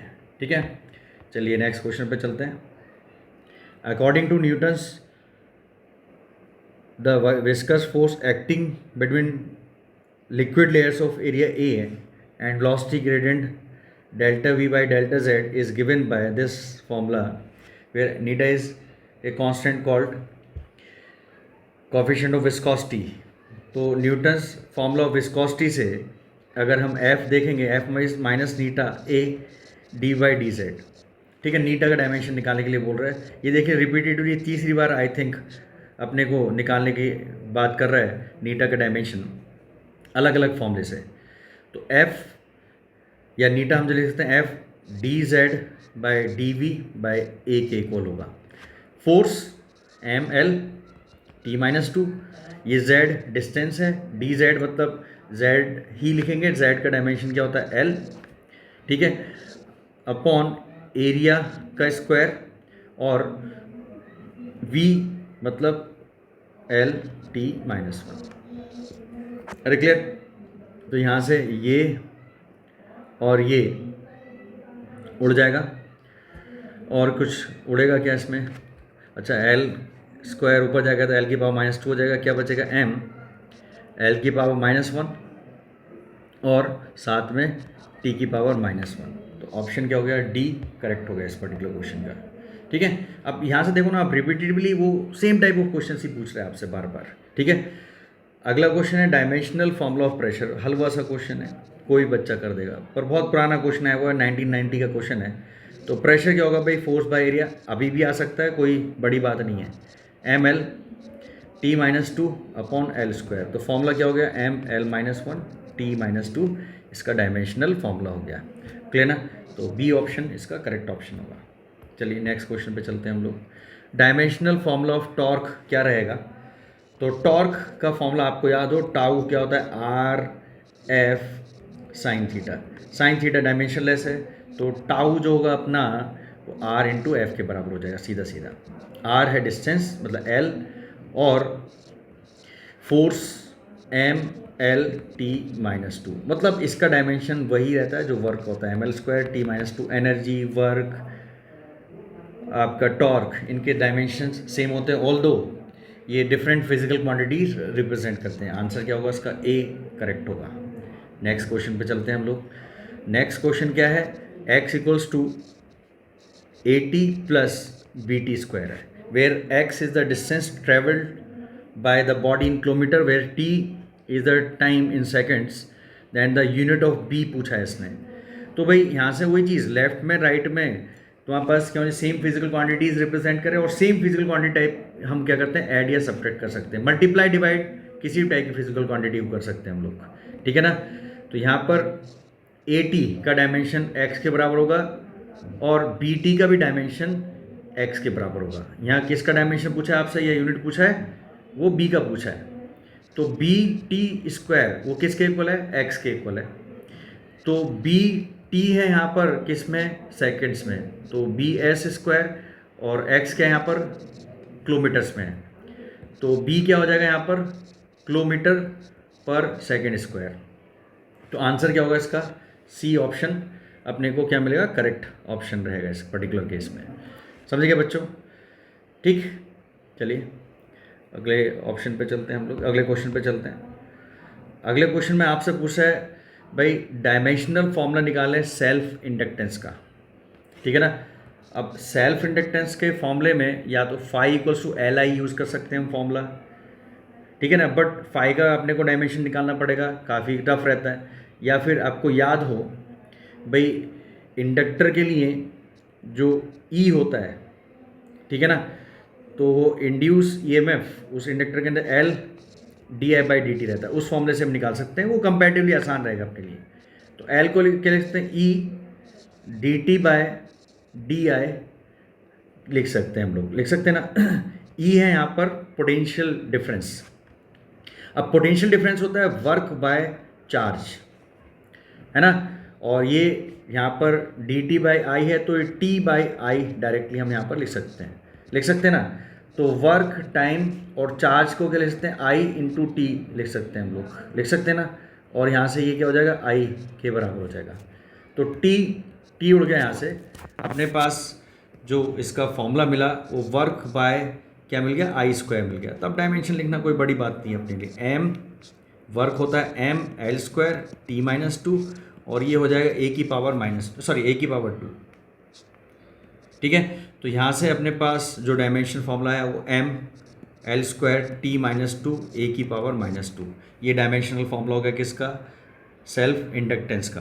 तो इसमें ऑप्शन कौन सा करेक्ट रहेगा, अपना C ऑप्शन करेक्ट होगा। चलिए नेक्स्ट क्वेश्चन पे चलते हैं हम लोग।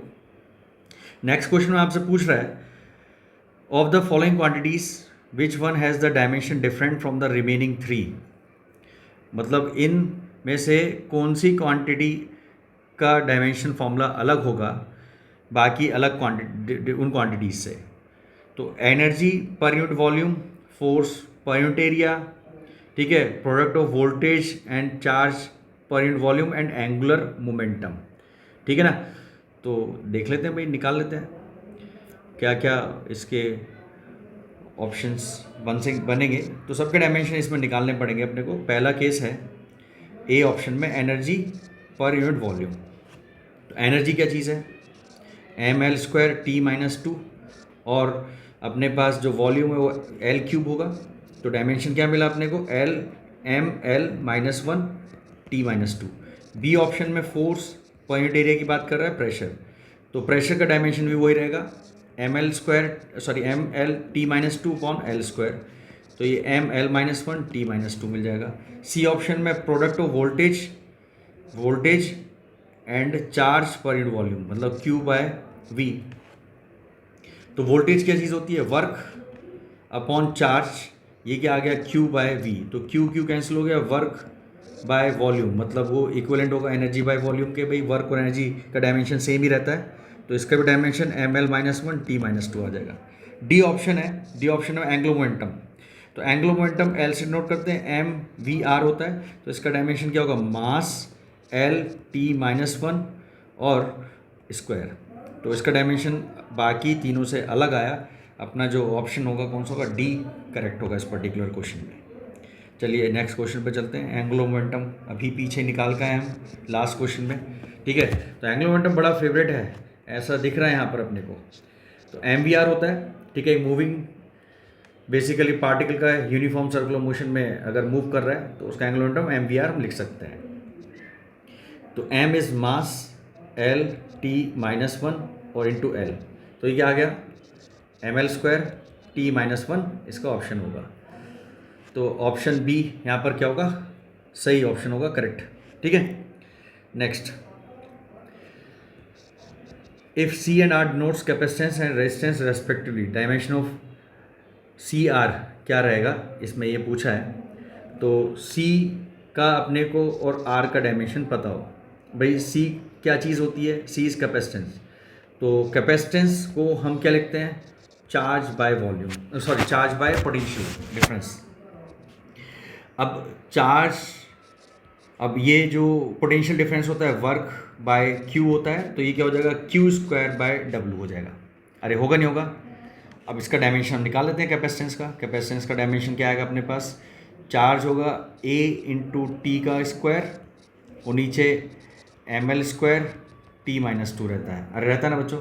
तो ये इसकी पावर क्या हो जाएगी, एम की पावर -1, एल की पावर -2 और यहाँ से ये टी स्क्वायर हो जाएगा ए स्क्वायर टी स्क्वायर।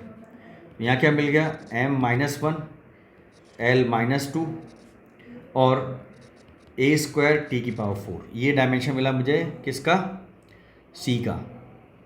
क्लियर ना। अब निकाल लेते हैं भाई किसका, रेजिस्टेंस का। तो रेजिस्टेंस का जो डायमेंशन होता है हम किससे निकालेंगे, V बाय आई। अब V बाय आई अगर हम देखेंगे इसमें, अच्छा मैं डायरेक्टली भी इस क्वेश्चन को इतना लंबा चौड़ा कर रहा हूँ तो एक छोटा तरीका भी इसका मैं बता दूंगा आपको, ठीक है ना। तो V बाय आई अगर लिखोगे तो V क्या होगा, W by Q into I, और Q can be written as I into T. तो यहाँ से डायमेंशन क्या आ गया, ये आई स्क्वायर हो जाएगा, M L square T -2 divide by, यहाँ से क्या आ गया, ए स्क्वायर टी। तो फॉर्मूला यहाँ से क्या मिलेगा अपने को, एम एल स्क्वायर ए की पावर -2 टी की पावर -3, ठीक है ना। ये मुझे मिल गया आर। तो सी इंटू आर की जो वैल्यू रहेगी वो कितनी रहेगी भाई, m-1 एल -2, ठीक है, ए स्क्वायर टी की पावर 4 इंटू यहाँ से क्या हो जाएगा, एम एल स्क्वायर ए की पावर -2 टी की पावर -3। तो ये यहाँ से एम एम कैंसिल हो जाएगा, एल एल भी कैंसिल हो जाएगा, ए भी कैंसिल हो गया, सीधा सीधा टी आ गया, ठीक है ना। तो ये इसका डायमेंशन क्या हो गया, टी हो गया, ठीक है। तो ऑप्शन ए।